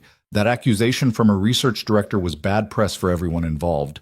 This statement tries to walk it back without admitting they were wrong. Does this mean I'm safe from legal action? From Velocity? Probably. But this is going to attract attention from other companies who might have their own concerns about IP protection. The patent filing becomes even more critical now. Can you meet me at my office this afternoon? We should go through the application process in detail. They set a time for 2 o'clock. After hanging up, Ethan found the email Torres had sent and read through the documents carefully. The language was dense but clear, standard legal protection establishing attorney-client privilege and outlining the terms of their working relationship. He signed both electronically and sent them back. Lily woke up asking when they were going home. Ethan promised her they'd leave Detroit by evening, after he handled a few final meetings. She accepted this with visible reluctance, already tired of hotel rooms and unfamiliar places. They checked out at 9 and loaded their bags into the Dodge. Ethan had the morning free before his meeting with Torres, and he spent it driving aimlessly around Detroit with Lily, showing her the parts of the city that weren't convention centers and corporate headquarters. Old neighborhoods where he'd grown up. The library where he'd spent countless hours reading engineering textbooks after Sarah died. The diner where they used to go for breakfast on weekends when money was less tight. "Why are we looking at old places?" Lily asked. "Just remembering, I guess. Things are going to be different now. Wanted to see where we came from before we figure out where we're going." She seemed satisfied with that explanation and went back to watching the city pass by her window. At noon, they stopped for lunch at a small restaurant Ethan remembered from years ago. The food was better than he expected and cheaper than the tourist places near the convention center. They sat in a booth that had probably been there since the 70s, eating sandwiches and not talking much. Comfortable silence that came from knowing each other well enough that conversation wasn't always necessary. Ethan's phone had been buzzing constantly all morning. More interview requests. More business inquiries. A surprising number of messages from people claiming to be old friends or distant relatives, suddenly interested in reconnecting. He ignored most of it, responding only to the few that seemed genuinely legitimate. One message caught his attention. It was from David Cho at Great Lakes Manufacturing, following up on his voicemail from yesterday. "Mr. Walker, I understand you're likely overwhelmed with offers right now. I wanted to reiterate that Great Lakes is genuinely interested in working with you in a way that respects your vision and protects your ownership. We're a smaller operation than companies like Velocity, but that means we can be more flexible and more fair in our partnerships. I'd love to set up a meeting to discuss possibilities. No pressure, no obligation. Just a conversation between engineers who care about good work." Something about the tone felt different from the other corporate inquiries. Less aggressive, more genuine. Ethan saved the message to follow up on later. At 1:30, they drove to Jennifer Torres's office. It was located in a modest building downtown, far from the gleaming corporate towers that housed the major automotive firms. The lobby was clean but worn, and the elevator made concerning noises on the way up to the 3rd floor. Torres's office itself was small but organized. Law books lined one wall. A desk covered in files and legal pads dominated the space. The woman who stood to greet them was younger than Ethan expected, maybe late 30s with sharp eyes and a handshake that meant business. "Mr. Walker, good to finally meet in person." She looked down at Lily.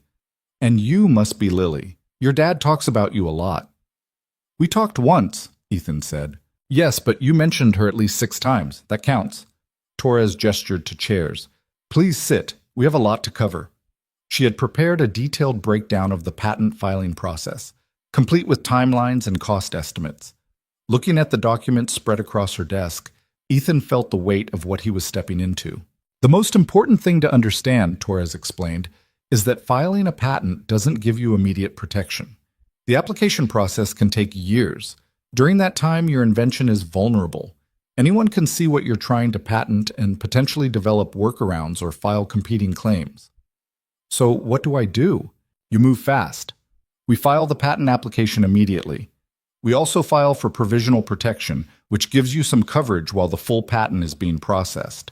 And critically, you don't share detailed technical specifications with anyone who hasn't signed an ironclad NDA.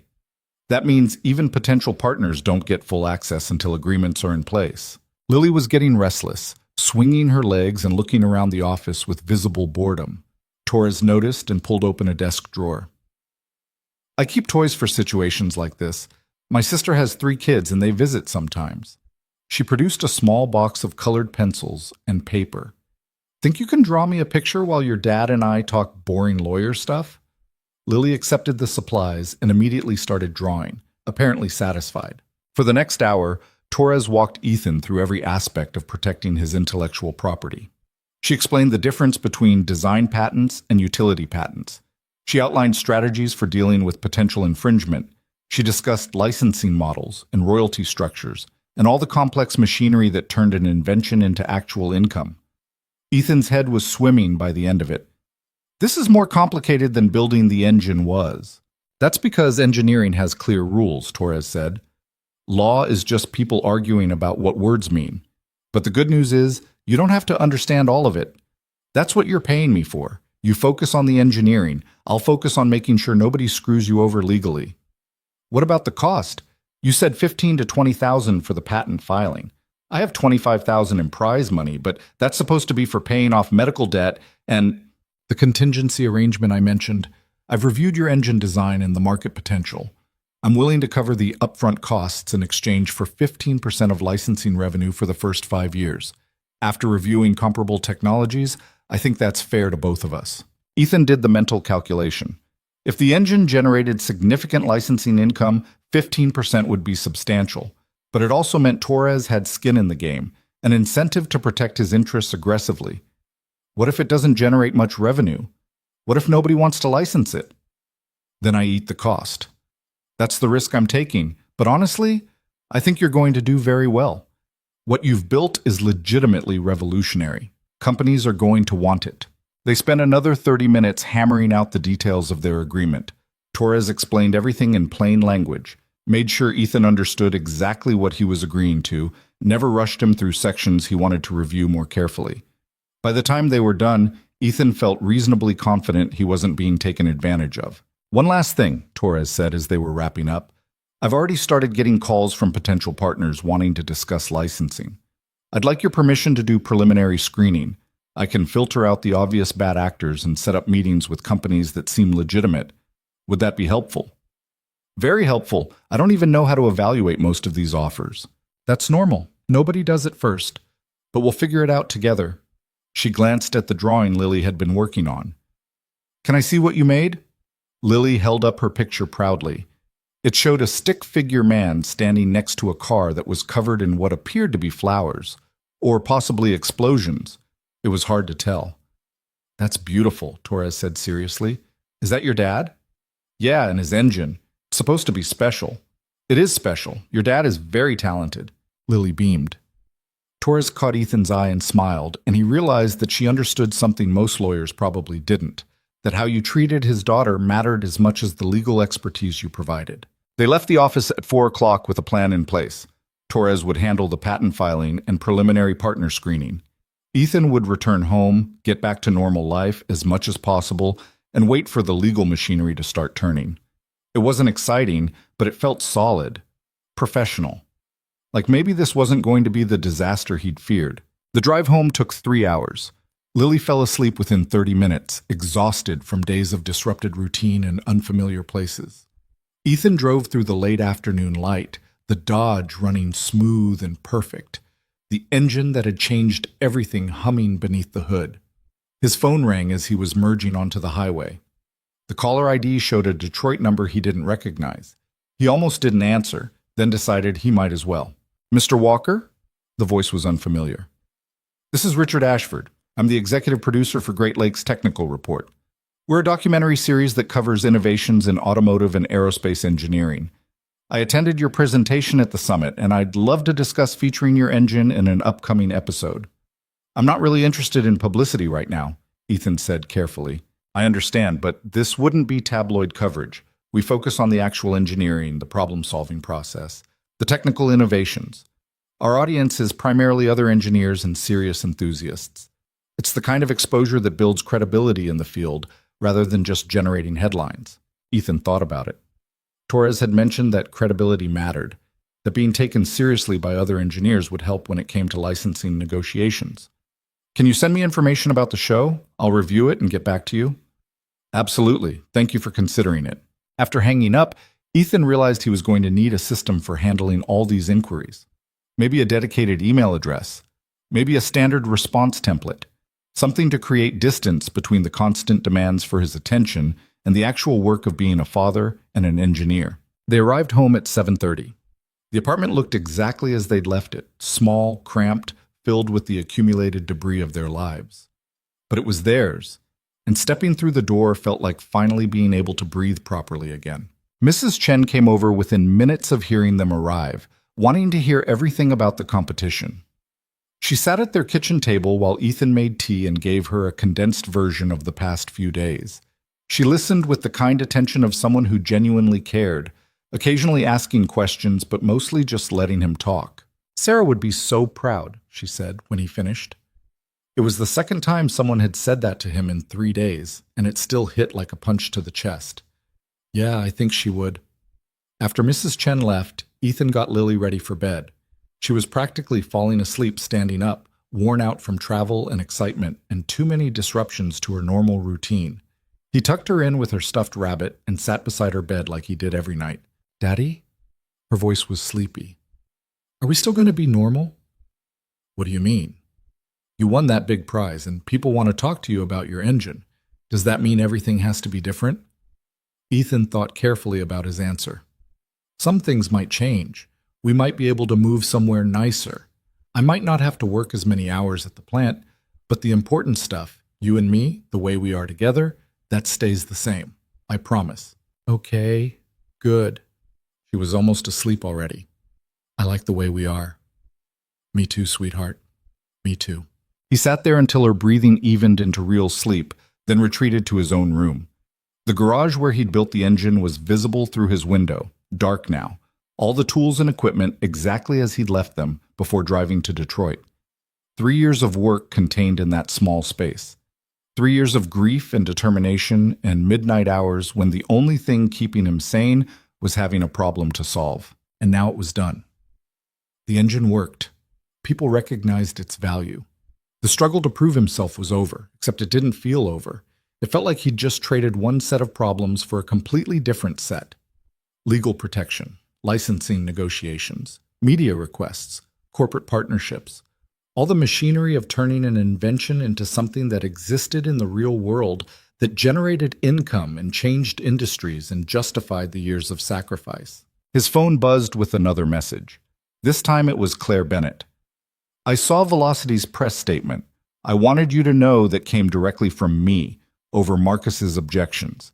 He wanted to maintain the IP concerns. I told him to back off or find another job. Your work is legitimate and deserves to be treated as such. When you're ready to talk about potential collaboration, my offer still stands. No pressure. Ethan read the message twice. He still wasn't entirely sure what to make of Claire Bennett, but actions mattered more than words, and forcing her company to publicly acknowledge his work was legitimate had been an action, one that probably cost her political capital internally. He typed a response.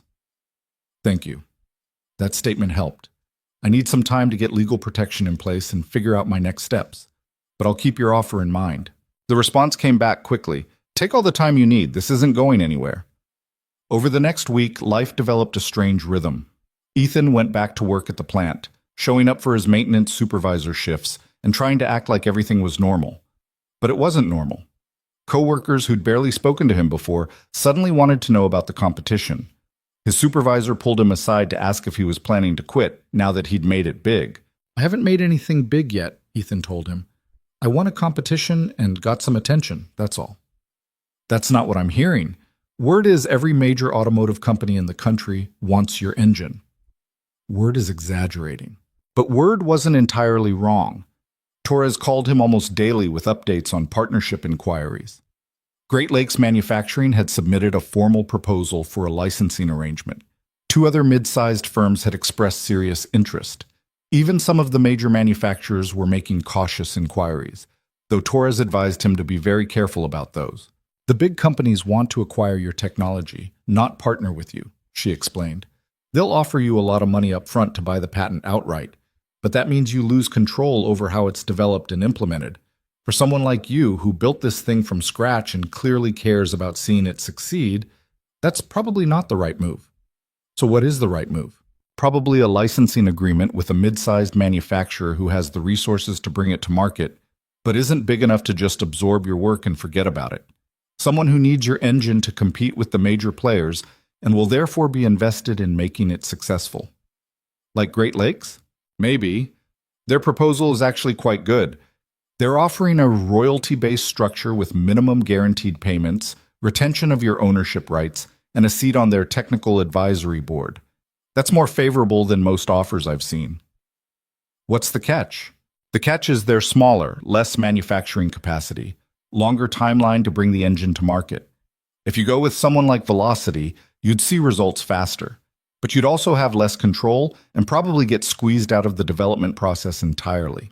Ethan thought about Claire's office, her story about her father, the exhaustion in her eyes when she admitted she'd become what she was fighting against.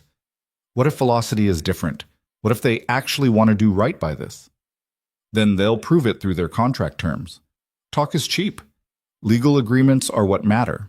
10 days after returning from Detroit, Ethan got a call from an unfamiliar number. He almost didn't answer. He'd been screening calls aggressively to maintain some semblance of normal life, but something made him pick up. Mr. Walker, this is Martin Hayes from the National Engineering Foundation. I'm calling because we'd like to invite you to speak at our annual innovation conference in Chicago next month. I'm not really a public speaker, Ethan said. You don't need to be. We're looking for people who have genuinely innovative work to share, not professional presenters. Your combustion engine design represents exactly the kind of independent innovation we want to highlight. The conference draws engineers from across the country, including many who work in technology commercialization. It would be excellent exposure for your work. Ethan thought about it. More exposure meant more opportunity, but it also meant more time away from Lily, more disruption to their lives. Can I think about it? Of course, but I should mention that we cover all travel expenses and provide an honorarium of $5,000 for speakers. And you'd be welcome to bring your daughter if that makes the trip easier. $5,000. That was more than Ethan made in a month at the plant. And if Lily could come, it wouldn't mean leaving her behind. Let me talk to my lawyer and get back to you. Absolutely. Take your time. After hanging up, Ethan realized that this was becoming his life now. Constant decisions about opportunities he'd never imagined having. Weighing trade-offs between exposure and privacy, between income and stability, between proving himself and protecting the quiet life he'd built with his daughter. That evening, Lily asked him if they could go back to the garage and work on something together. She missed the routine of watching him tinker with engines while she did homework or drew pictures. Ethan realized he missed it too. The simplicity of having a mechanical problem to solve instead of legal and business problems he barely understood. They spent 2 hours in the garage that night. Ethan taught Lily how to check oil levels properly, how to identify different engine components, how to read a basic schematic. She absorbed everything with the focused attention she brought to things that interested her. Watching her lean over the workbench, asking questions about how things worked, Ethan felt something settle in his chest. This was what mattered, not the competition or the prize money or the business opportunities. This, teaching his daughter, passing on knowledge, building something together in a cluttered garage while the world outside made demands he wasn't ready to meet. His phone buzzed. Jennifer Torres. Quick update. Great Lakes has revised their offer based on feedback I gave them.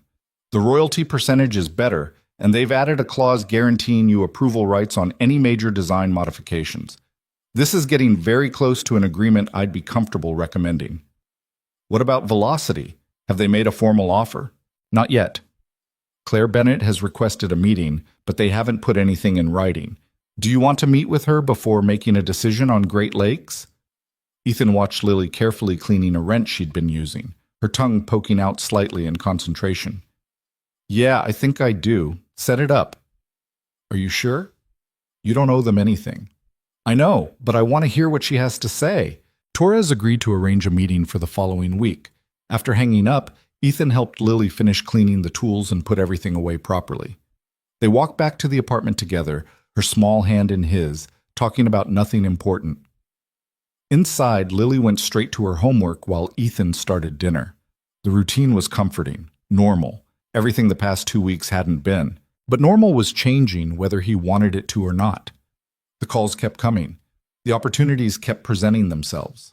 The life he'd built in the aftermath of Sarah's death, quiet, contained, focused entirely on survival and Lily's well-being, was cracking open to reveal something bigger and more complicated underneath. The question was whether he had the courage to step into that bigger life, or whether the smart thing to do was take the best offer, cash out, and retreat back into safety and simplicity.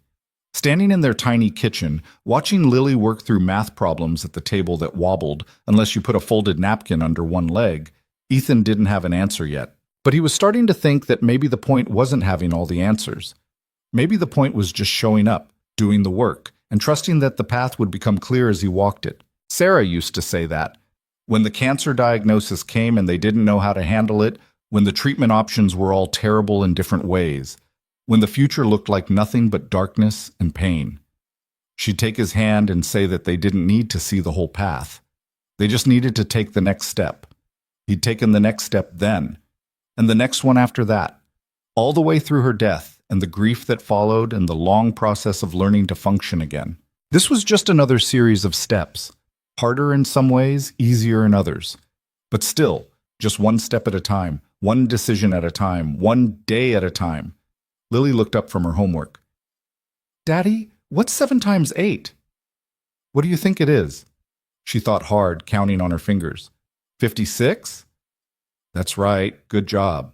She grinned and went back to her work, satisfied. And Ethan went back to making dinner, letting the simple rhythm of chopping vegetables and boiling water quiet his mind. Tomorrow he'd deal with lawyers and offers and decisions about the future. Tonight he was just a father making dinner for his daughter in a cramped kitchen, and that was enough. The meeting with Claire Bennett was scheduled for a Wednesday afternoon at a neutral location, a conference room in Jennifer Torres's office building. Ethan had asked Torres to be present for the entire conversation, not just as his lawyer, but as a witness to whatever was about to unfold. He trusted his own judgment about people less than he used to, and having someone else in the room who could read the corporate doublespeak felt necessary. Claire arrived exactly on time, carrying a leather portfolio and wearing business casual that looked expensive without being showy. She shook Torres's hand first, then Ethan's, and took a seat across the table from them without any of the commanding presence she'd projected at the competition. If anything, she looked nervous. "Thank you for agreeing to meet," Claire said. "I know you're considering other offers. I appreciate you giving Velocity a chance to present ours." "Let's hear it," Ethan said. Claire opened her portfolio and pulled out a bound document. "This is a partnership proposal, not an acquisition offer. The distinction matters. We're not asking to buy your patent or hire you as an employee. We're proposing a collaborative arrangement where you maintain ownership of your intellectual property while Velocity provides manufacturing capability, distribution networks, and market access." She slid the document across the table. Torres picked it up immediately and started reading, her expression professionally neutral. "The core structure is this," Claire continued. "You license the engine design to Velocity on a non-exclusive basis. That means you can also license it to other manufacturers if you choose. We pay you a royalty of 12% on gross revenue from any vehicles or products using your engine technology. You retain all patent rights. You have final approval on any modifications to the core design.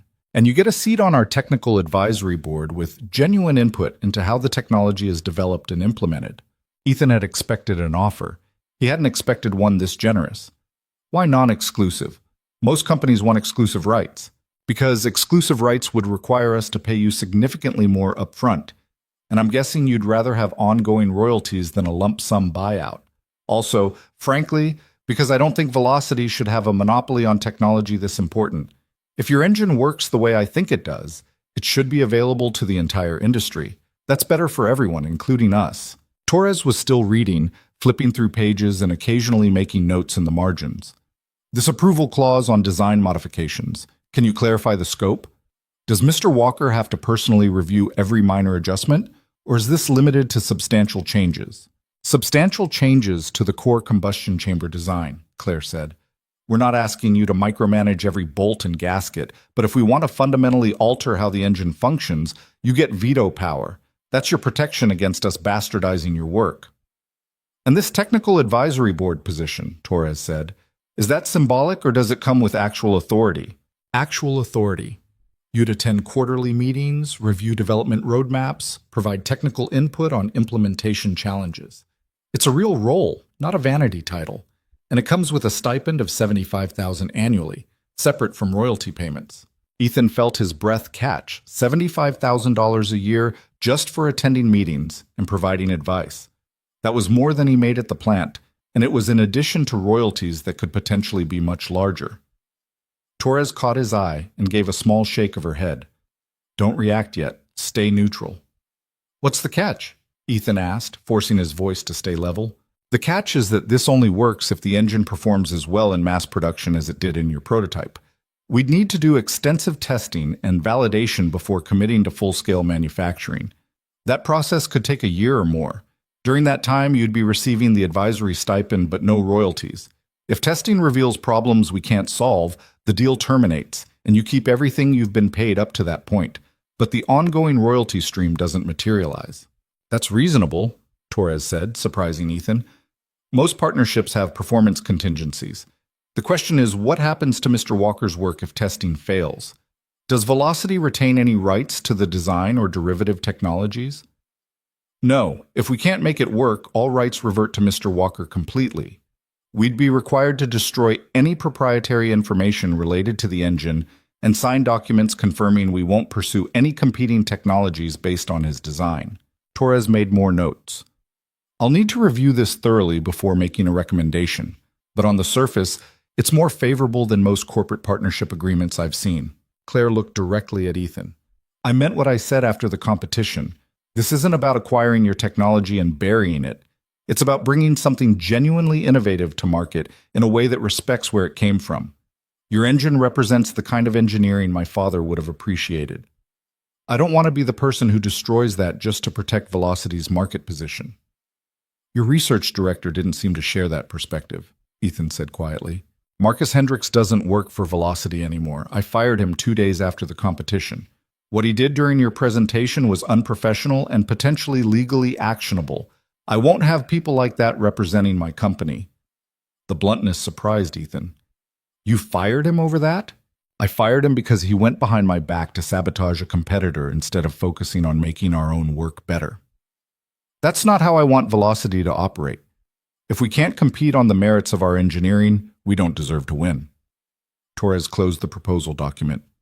Ms. Bennett, can you give us the room for a few minutes?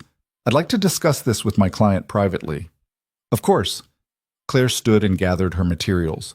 I'll be in the lobby. Take all the time you need. After she left, Torres turned to Ethan with an expression he couldn't quite read. This is a good offer. Surprisingly good, actually. The non-exclusive licensing, the approval rights, the advisory position, these are all things I would have negotiated for if she hadn't included them up front. So I should take it? I didn't say that. You still have the Great Lakes proposal, which has its own advantages. They're offering a slightly higher royalty rate and faster timeline to market.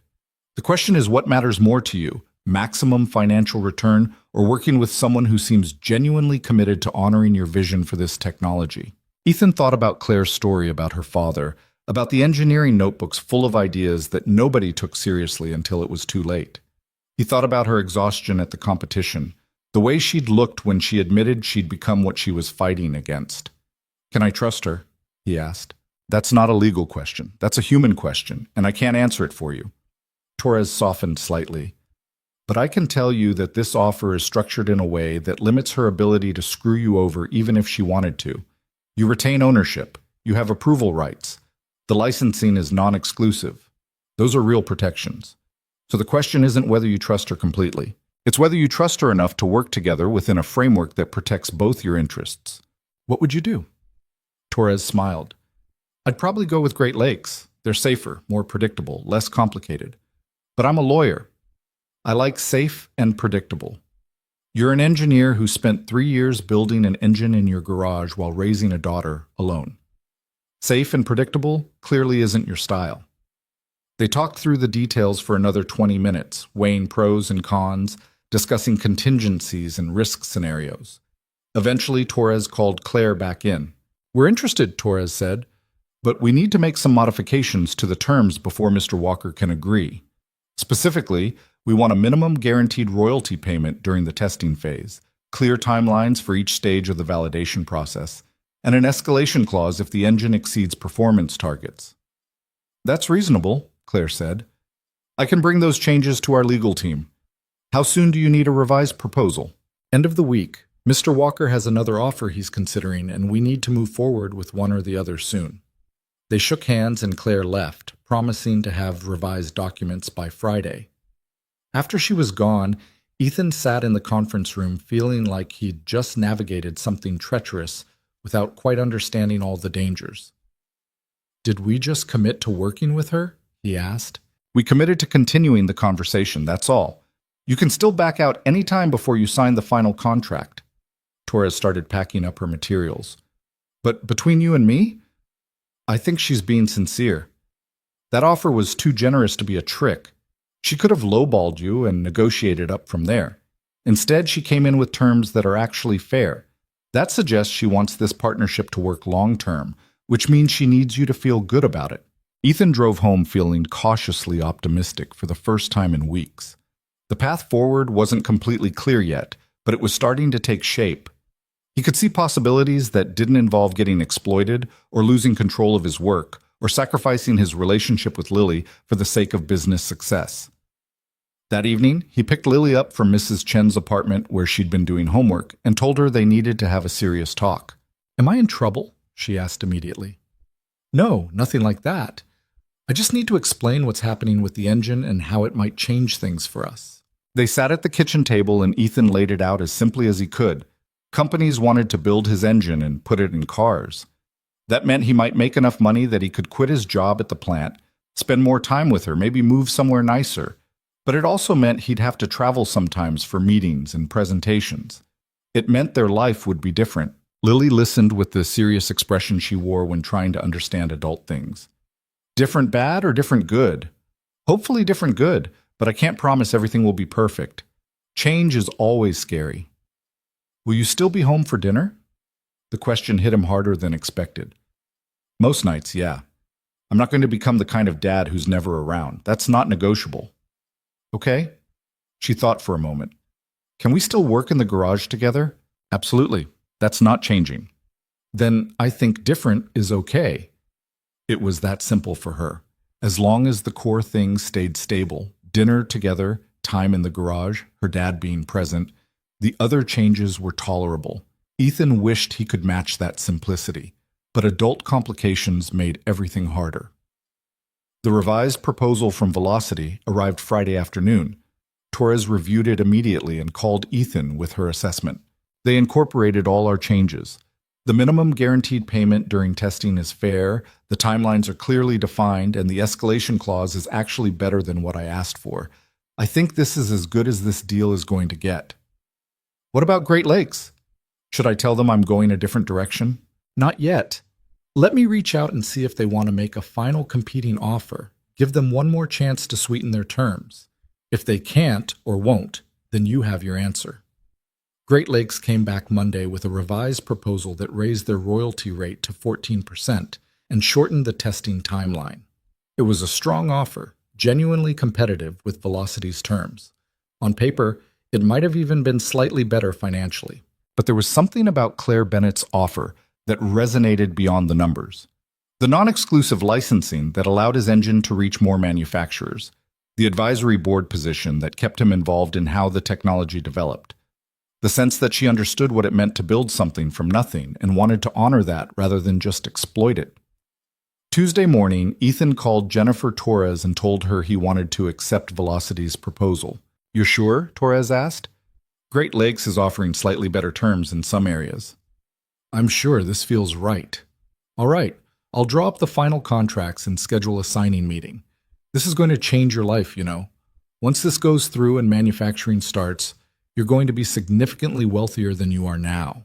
That comes with its own complications. I'll deal with those complications when they happen. The contract signing was scheduled for the following Friday. Ethan took the day off work and made arrangements for Lily to stay with Mrs. Chen. This felt like something he needed to do alone, without the distraction of keeping a 6-year-old entertained during legal proceedings. The meeting took place at Velocity's corporate headquarters, a modern glass building that made Ethan feel underdressed despite wearing the best clothes he owned. Claire met him in the lobby personally, shook his hand, and escorted him to a top-floor conference room with views of the Detroit skyline. The legal team was already assembled: 3 attorneys from Velocity, Jennifer Torres representing Ethan, and a notary to make everything official. They spent 2 hours going through the contract page by page, clarifying terms, answering questions, making sure everyone understood exactly what they were agreeing to. Finally, they reached the signature page. Ethan picked up the pen and paused. "This is real?" he said. "This is actually happening?" "It's real," Claire said. "You built something extraordinary. Now we get to help bring it to the world." Ethan signed his name. Claire signed hers. The lawyers witnessed and the notary stamped, and suddenly it was done. 3 years of work in a garage distilled into a legal agreement that would reshape his entire life. There was champagne afterward, which felt surreal. Ethan stood in Velocity's conference room drinking expensive champagne with corporate executives and lawyers, talking about manufacturing timelines and market projections, trying to process the fact that this was his life now. Claire pulled him aside while the others were discussing technical details. "I want you to know that I take this partnership seriously. Your engine is going to be treated with the respect it deserves. And if at any point you feel like we're not living up to that commitment, you call me directly. Not my assistant, not the legal team. Me. Understood?" "Understood." "Good." She smiled, and it looked genuine. "Welcome to Velocity, Mr. Walker. I think we're going to do great work together." The next few months passed in a blur of activity that Ethan struggled to keep up with. Testing began immediately, with Velocity's engineering team running his engine through validation protocols that were far more rigorous than anything he'd been able to do in his garage. The results exceeded expectations. The combustion efficiency held up under stress testing. The emissions stayed low across all operating conditions. The power output remained consistently higher than comparable displacement engines. Ethan attended the quarterly advisory board meeting and discovered that Claire hadn't been exaggerating about it being a real role. The other board members, veteran engineers from various automotive specialties, treated him as a peer, asked his opinion on technical challenges, listened when he pushed back on proposed design modifications that would have compromised the engine's core innovations. The stipend started arriving in his bank account, $75,000 a year, paid quarterly.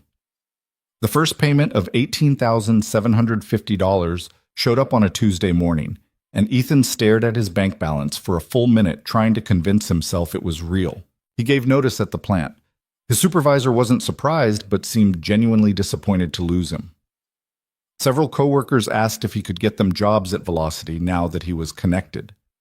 Ethan explained that it didn't work that way, that he was a consultant, not an employee, that he had no hiring authority. Most of them didn't believe him.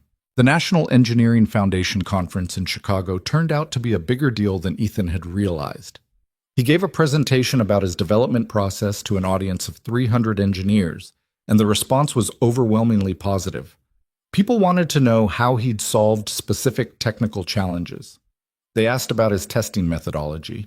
They treated him like someone whose work mattered, whose insights were valuable. David Cho from Great Lakes attended the conference and sought Ethan out afterward. "No hard feelings about going with Velocity," he said. "But if you ever develop other innovations you're looking to license, keep us in mind. We meant what we said about working with independent engineers." "I appreciate that. And honestly, your offer was excellent. This was just the right fit for this particular situation." "Fair enough. Good luck with everything." 6 months after signing the Velocity contract, Ethan and Lily moved to a new apartment. Nothing extravagant. Ethan wasn't ready for that kind of change yet, but a 2-bedroom place in a safer neighborhood with a garage that was actually big enough to work in comfortably. Lily got her own room, which she decorated with drawings and posters and all the accumulated treasures of a 7-year-old who finally had space to spread out. Mrs. Chen cried when they moved, even though the new place was only 20 minutes away, and Ethan promised she could visit any time. I'm going to miss having you two next door, she said, but I'm so happy for you. You've earned this. The first royalty payment arrived 8 months after the signing, once Velocity had completed testing and begun limited production runs. Ethan opened the envelope and stared at the check. $43,000. For 3 months of his engine being manufactured and sold. He called Jennifer Torres immediately. Is this right? The amount? Let me check the calculations. He heard typing in the background. Yes, that's correct. They sold 362 units during the quarter at an average wholesale price of $98,000 each. 12% of that is what you're holding. This is just the beginning, isn't it? As production scales up, you're going to be very comfortable. Yes. Congratulations, Mr. Walker. You've officially made it. But making it didn't feel the way Ethan had imagined it would back when he was working midnight shifts in his garage. It didn't feel like validation or triumph or proof that the struggle had been worth it. It felt like responsibility, like he now had resources to protect, a reputation to maintain, a daughter whose future was shaped by decisions he made about money and opportunity, and how to live a life that suddenly had options he'd never had before. He took Lily to dinner at a nice restaurant to celebrate, and halfway through the meal, she asked the question he'd been dreading. Are we rich now? Ethan thought carefully about his answer. We have more money than we used to, but rich is complicated. Some people with a lot less money than us feel rich because they're happy. Some people with way more money feel poor because they always want more. I think we're comfortable, and that's good enough. Do I have to act different? No, you're the same person you were before. Money doesn't change who you are. It just changes what you can do. She seemed satisfied with that and went back to her pasta. But Ethan knew the question would come up again in different forms as she got older, as their circumstances continued to evolve, as the gap between who they used to be and who they were becoming widened. A year after the contract signing, Claire invited Ethan to Velocity's annual company meeting. It was a massive event. Hundreds of employees gathered in an auditorium to hear about company performance and strategic direction. Ethan sat in the back, uncomfortable with the attention, trying to be invisible. But Claire spotted him and called him out from the stage. I want to introduce someone who represents what this company is really about.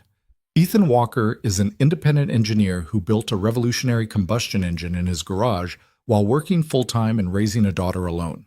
He didn't have corporate resources or a research team or millions in funding. He just had talent, determination, and a willingness to solve problems everyone else said were unsolvable. We're honored to partner with him, and his work is going to define Velocity's next generation of vehicles. The applause was deafening. Ethan stood awkwardly and waved, wishing he could disappear through the floor. This kind of recognition still made him deeply uncomfortable. Afterward, Claire found him in the lobby. Sorry for putting you on the spot, but people needed to see you. They needed to know that innovation doesn't just come from inside these walls. I'm not really a public figure kind of person. I know, but you might need to get used to it. The automotive press is starting to write stories about the partnership. There's going to be more attention. She was right. Over the following months, articles started appearing in industry publications. Profiles of the single father who'd built a revolutionary engine. Analyses of what his technology meant for the future of automotive efficiency. Speculation about whether other independent engineers would follow his path. Most of it was positive, but some wasn't. A few commentators questioned whether he deserved credit for work that might have been derivative of existing research. Others suggested he'd gotten lucky rather than demonstrating genuine engineering insight. The criticism stung, even though Jennifer Torres told him to ignore it.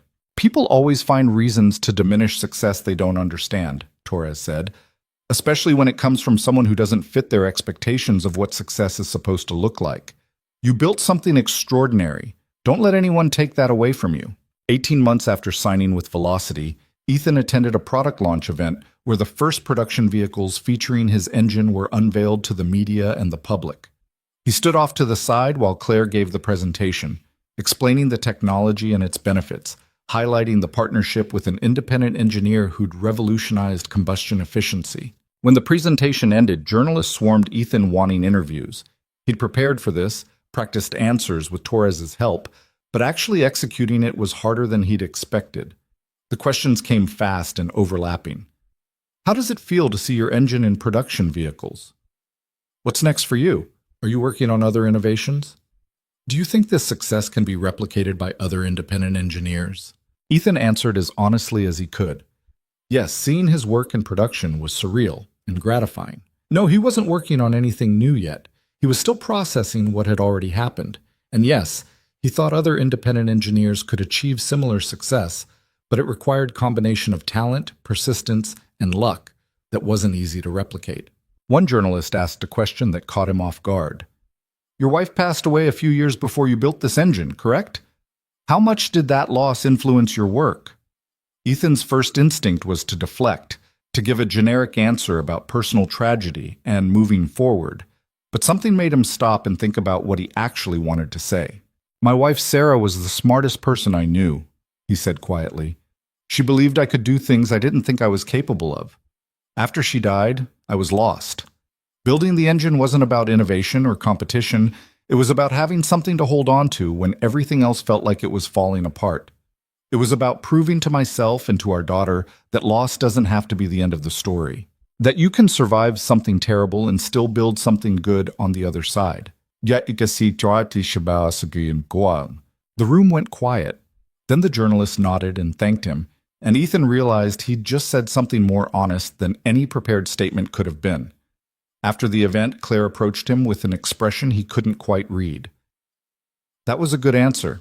About your wife. I probably shouldn't have gotten that personal. No, that's exactly what you should have done. People connect with honesty.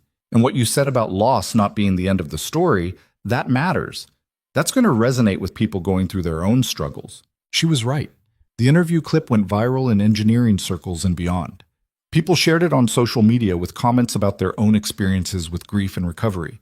Several engineers reached out to Ethan directly, sharing stories about projects they'd built while processing loss, about using technical problem solving as a way to survive emotional devastation. One email came from a woman whose husband had died in a construction accident, leaving her with 2 young kids and no idea how to move forward. Reading about your engine and how you built it while grieving your wife gave me hope, she wrote. I'm not an engineer, but I started taking night classes in accounting because I need something that's mine, something I'm building toward. Thank you for showing me that it's possible to survive this and still have a future worth working toward. Ethan read that email 3 times, then showed it to Lily. She was 8 now, old enough to understand more about what her father had accomplished and why it mattered. People think your engine helps them? She asked. Not the engine exactly, the story behind it. The fact that I built something good during a bad time. It helps them believe they can do the same thing. Mama would like that. Yeah, I think she would. 2 years after the signing, Velocity's vehicles featuring Ethan's engine technology were selling well enough that the royalty payments had become substantial. Ethan was making more money than he'd ever imagined possible, enough that Torres suggested he start thinking about financial planning and investment strategies. You're going to keep generating significant income for years, she explained. You need to think about how to manage it responsibly. College funds for Lily, retirement planning, maybe some investments that can generate passive income. This is more money than most people know how to handle without professional help. Ethan hired a financial advisor, set up college funds and retirement accounts, invested in relatively safe index funds that would grow steadily over time. It all felt surreal and slightly ridiculous. Him, the guy who'd been buying parts for his engine with whatever was left after paying rent and groceries, now discussing portfolio diversification and tax optimization strategies. But the financial security meant something more important than luxury. It meant Lily's future was protected. It meant he could afford to take risks on projects that mattered to him rather than just chasing money. It meant the constant low-level anxiety about whether they could afford basic necessities was finally, permanently gone. On the 3rd anniversary of Sarah's death, Ethan took Lily to visit her mother's grave. They did this every year, bringing flowers and sitting quietly together. This year, Ethan told Sarah about the engine, about the partnership with Velocity, about how the work he'd done in grief had turned into something that would provide for their daughter's future. I kept my promise, he said quietly. I didn't give up. I built something good. And Lily's going to be okay. Lily squeezed his hand. We're both going to be okay, Daddy. Yeah, sweetheart, we are. 3.5 years after the Detroit competition, Ethan received an invitation to speak at the National Academy of Engineering's annual symposium. It was one of the most prestigious events in the field, attended by the top minds in engineering from across the country. Being asked to speak there was recognition that his work had achieved genuine significance. He almost declined. Public speaking still made him uncomfortable, and the symposium was the same weekend as Lily's school play. But Lily insisted he should go. "Mama would want you to," she said with the certainty of a 9-year-old who believed she understood what her mother would have wanted. "And I'll have other plays. This is important." So Ethan went. He gave a presentation about independent innovation, about building revolutionary technology outside traditional institutional frameworks, about what it took to survive the process and emerge with both your work and your integrity intact. The response was overwhelming. Engineers approached him afterward with their own stories of independent projects, of struggling to get recognition, of wondering if their work would ever matter. One young woman told him she'd been on the verge of abandoning her research on alternative fuel systems because she couldn't get funding or institutional support. Hearing his story had convinced her to keep going. "You showed me it's possible," she said, "that you don't need a corporation or a university backing you to do work that matters. You just need to be good enough and stubborn enough to see it through." Flying home afterward, Ethan thought about that conversation, about how his story had become bigger than just an engine or a competition or a business partnership. It had become proof that the path to innovation wasn't exclusively controlled by institutions and corporations, that someone working alone with limited resources could still change the field if their work was good enough and they refused to give up. That evening, he picked Lily up from Mrs. Chen's apartment and drove them home. The garage was waiting, bigger and better equipped than the cramped space where he'd built the original engine, but still fundamentally the same. A place to solve problems, build things, teach his daughter about how mechanical systems worked. "Can we work on something tonight?" Lily asked. "I want to learn about transmissions." "Transmissions are complicated." "So is your engine, but you figured it out." Ethan smiled. "Fair point. Let's see what we can do." They spent the evening in the garage together, Ethan explaining gear ratios and torque conversion, while Lily asked questions and took notes in a small notebook she'd started keeping. Watching her lean over the workbench with the same focused attention he brought to engineering problems, Ethan recognized something he'd been too close to see clearly before. This was Sarah's legacy too. Not just the engine or the success or the financial security. It was this: a daughter who believed problems could be solved, who wasn't afraid of complexity, who thought building things was a reasonable response to challenges. Sarah had given her that, and Ethan had tried his best to nurture it. "Daddy?" Lily looked up from her notes. "When I grow up, I want to build engines too, like you." "You can build whatever you want, sweetheart. Engines or rockets or robots or anything else that interests you. But I want to build engines, because that's what you and Mama would have wanted." Ethan's throat tightened. "Your mama wanted you to be happy, that's all. If engines make you happy, then build engines. If something else makes you happy, build that instead. The important thing is that you build something, that you make things instead of just consuming them, that you solve problems instead of just complaining about them." She nodded seriously and went back to her notes. Ethan watched her for a moment, then returned to explaining how planetary gear sets worked.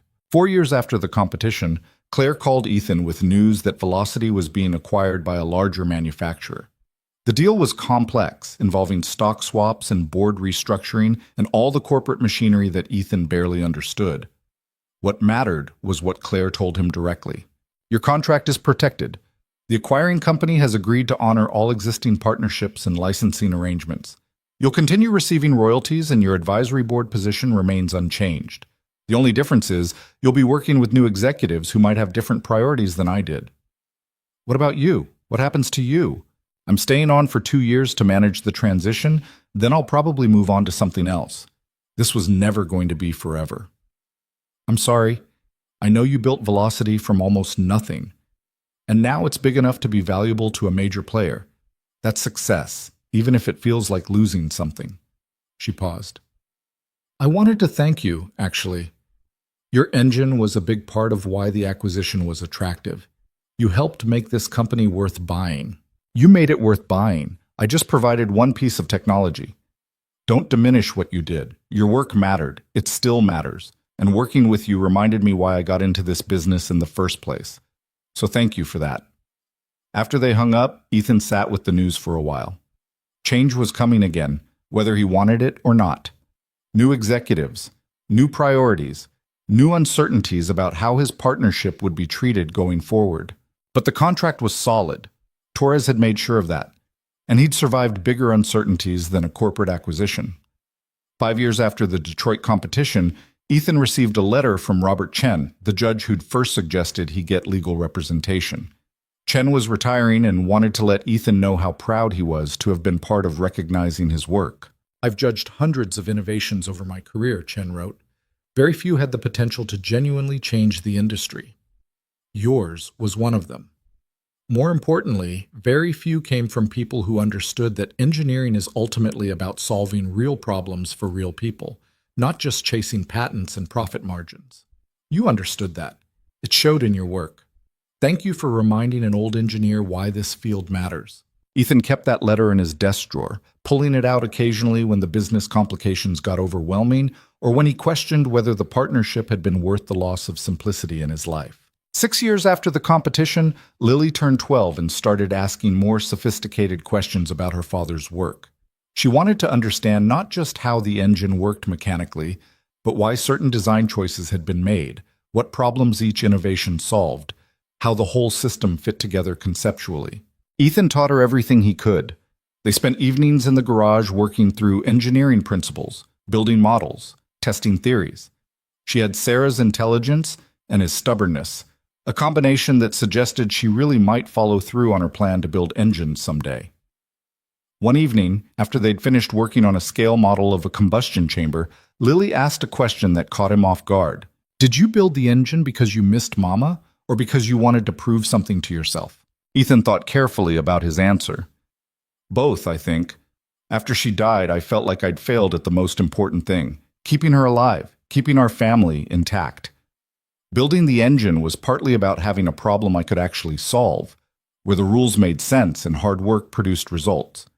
But it was also about proving I hadn't given up completely, that I could still build something good even when everything felt broken." Do you still feel broken? Sometimes, but less than I used to. And I think that's what healing looks like. Not erasing the broken parts, but learning to function despite them.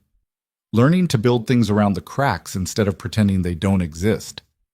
She nodded like that made sense. "I think Mama would be proud of you, not just for the engine, but for being a good dad while everything was hard." The words hit him like a physical blow. "Thank you, sweetheart. That means a lot." 7 years after the competition, Ethan was invited to give a keynote address at the Detroit International Automotive Innovation Summit, the same competition where everything had started. Standing on that stage, looking out at hundreds of engineers and executives and innovators, Ethan thought about how much had changed. He talked about the importance of independent innovation, about building things for the right reasons, about surviving loss and finding purpose in creation. He talked about Sarah, about Lily, about the garage that had been his refuge during the darkest period of his life. "Engineering isn't just about technical solutions," he said toward the end. "It's about human problems. Why do we need more efficient engines? Because real people are struggling with fuel costs and environmental damage. Why do we keep innovating even when it's hard? Because real people need the problems we solve. The moment you forget that your work serves actual human needs, you've lost the plot. You're just chasing patents and profit margins instead of building things that matter." The applause was substantial, but what mattered more were the conversations afterward. Young engineers telling him his story had inspired them to keep working on independent projects. Executives admitting they'd been too focused on quarterly returns and needed to remember why they got into this field. People connecting with the human story underneath the technical achievement. Claire attended the summit and sought him out afterward. She looked different, less corporate, more relaxed. The acquisition had finalized months earlier, and she was clearly transitioning away from velocity. "That was a good speech," she said. "Honest. That's rare at these events. I don't really know how to be anything else anymore. Tried being careful and corporate for a while. It didn't fit right. Good. Don't change." She hesitated. "I wanted you to know that working with you changed how I think about this business. Before your engine, I was so focused on winning that I'd lost track of why winning mattered. You reminded me there's more to success than market dominance, so thank you for that." You gave my work a chance when a lot of people wouldn't have. I'm the one who should be thanking you. Then let's call it even, she smiled. What are you working on next? I can't imagine you're content just collecting royalties.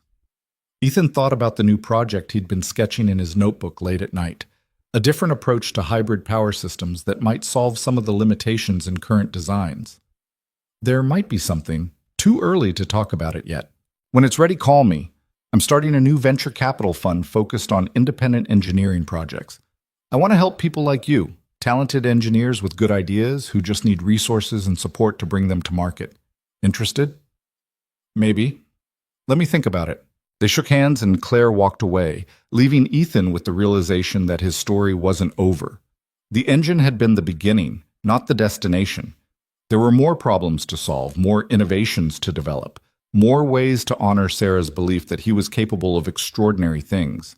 8 years after the competition, on a quiet Saturday morning, Ethan drove the old 1974 Dodge out of the garage one last time.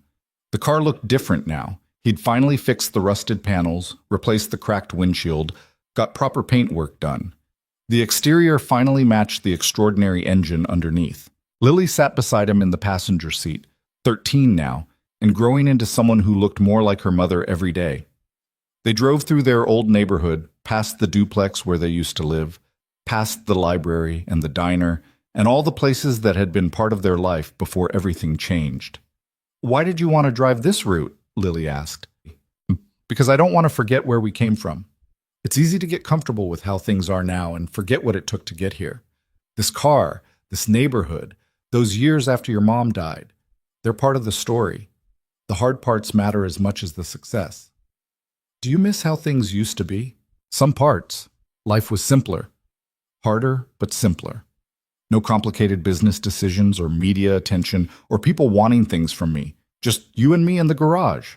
He glanced over at her. "But I don't regret how things turned out. We're okay now. We're better than okay." "We're good," Lily said firmly. "We're really good." They drove in comfortable silence for a while, the Dodge's engine humming with that perfect smoothness that still surprised Ethan sometimes. All those nights in the garage, all those calculations and failed prototypes and moments of doubt, they'd led here. To a Saturday morning drive with his daughter, to financial security, to recognition from the engineering community, to proof that survival could lead to something more than just getting by. The car still looked a little out of place among the modern vehicles on the road. Too old, too square-edged, too obviously from a different era. But underneath that aging exterior was technology that represented the future. And somehow that felt appropriate, a reminder that innovation could come from unexpected places, that broken-looking things could contain extraordinary capabilities, that judging by appearances meant missing what really mattered. Ethan thought about Sarah, about the promise he'd made at her funeral to keep building, keep moving forward, keep being the father their daughter deserved. He'd kept that promise. Some days it had been harder than others, and he'd made mistakes along the way, but he'd kept going. The engine was proof of that. Lily was proof of that. This life they'd built together, complicated and imperfect but fundamentally good, was proof of that. "Daddy?" Lily's voice pulled him back to the present. "Can we go get breakfast at that diner you and Mama used to go to?" "Yeah, sweetheart, that sounds perfect." They drove on through the morning light, the old Dodge carrying them forward with the steady reliability of something built right, something designed to last, something that proved the broken things could be repaired and the impossible problems could be solved, and the grief that threatened to destroy you could be transformed into something that sustained you instead. And maybe that was the real lesson underneath all the engineering and the competition and the business success. That humans were resilient in ways they didn't recognize until tested. That loss didn't have to be the end of the story. That you could survive something terrible and still build a life worth living on the other side. Not a perfect life. Perfection was a fantasy, but a real one, with all the complications and struggles and unexpected joys that came with actually engaging with the world instead of just retreating from it. The engine had been Ethan's way of proving that to himself. But the life he'd built with Lily, the relationships he'd formed, the way he'd learned to carry grief without being consumed by it, that was the real achievement. The engine was just metal and mathematics. The life was human and messy and infinitely more valuable. They pulled into the diner parking lot, and Ethan turned off the engine. For a moment, he just sat there, hand on the key, taking in the sound of Lily unbuckling her seatbelt and the smell of coffee drifting from inside the restaurant and the warmth of morning sun through the windshield. "You coming?" Lily asked, already opening her door. "Yeah," Ethan said, smiling. "Right behind you." And he was. Right behind her and beside her and wherever she needed him to be. Because that was the promise that mattered most. Not the one about engines or success or proving himself to the world, but the one about being present, being steady, being the kind of father who showed up even when it was hard. They walked into the diner together, the old Dodge sitting quiet in the parking lot, its rusted-looking exterior hiding the revolutionary engine underneath. Some people passing by probably still saw it as junk, but Ethan knew better. He knew that the most valuable things were often the ones that didn't advertise themselves, that broke conventions, that proved you didn't need to look perfect to be extraordinary. Just like the life he'd built. Just like the daughter walking beside him. Just like the future stretching out ahead of them, uncertain but full of possibility, because they'd learned how to face uncertainty together and come out stronger on the other side. That was enough. More than enough. It was everything that mattered.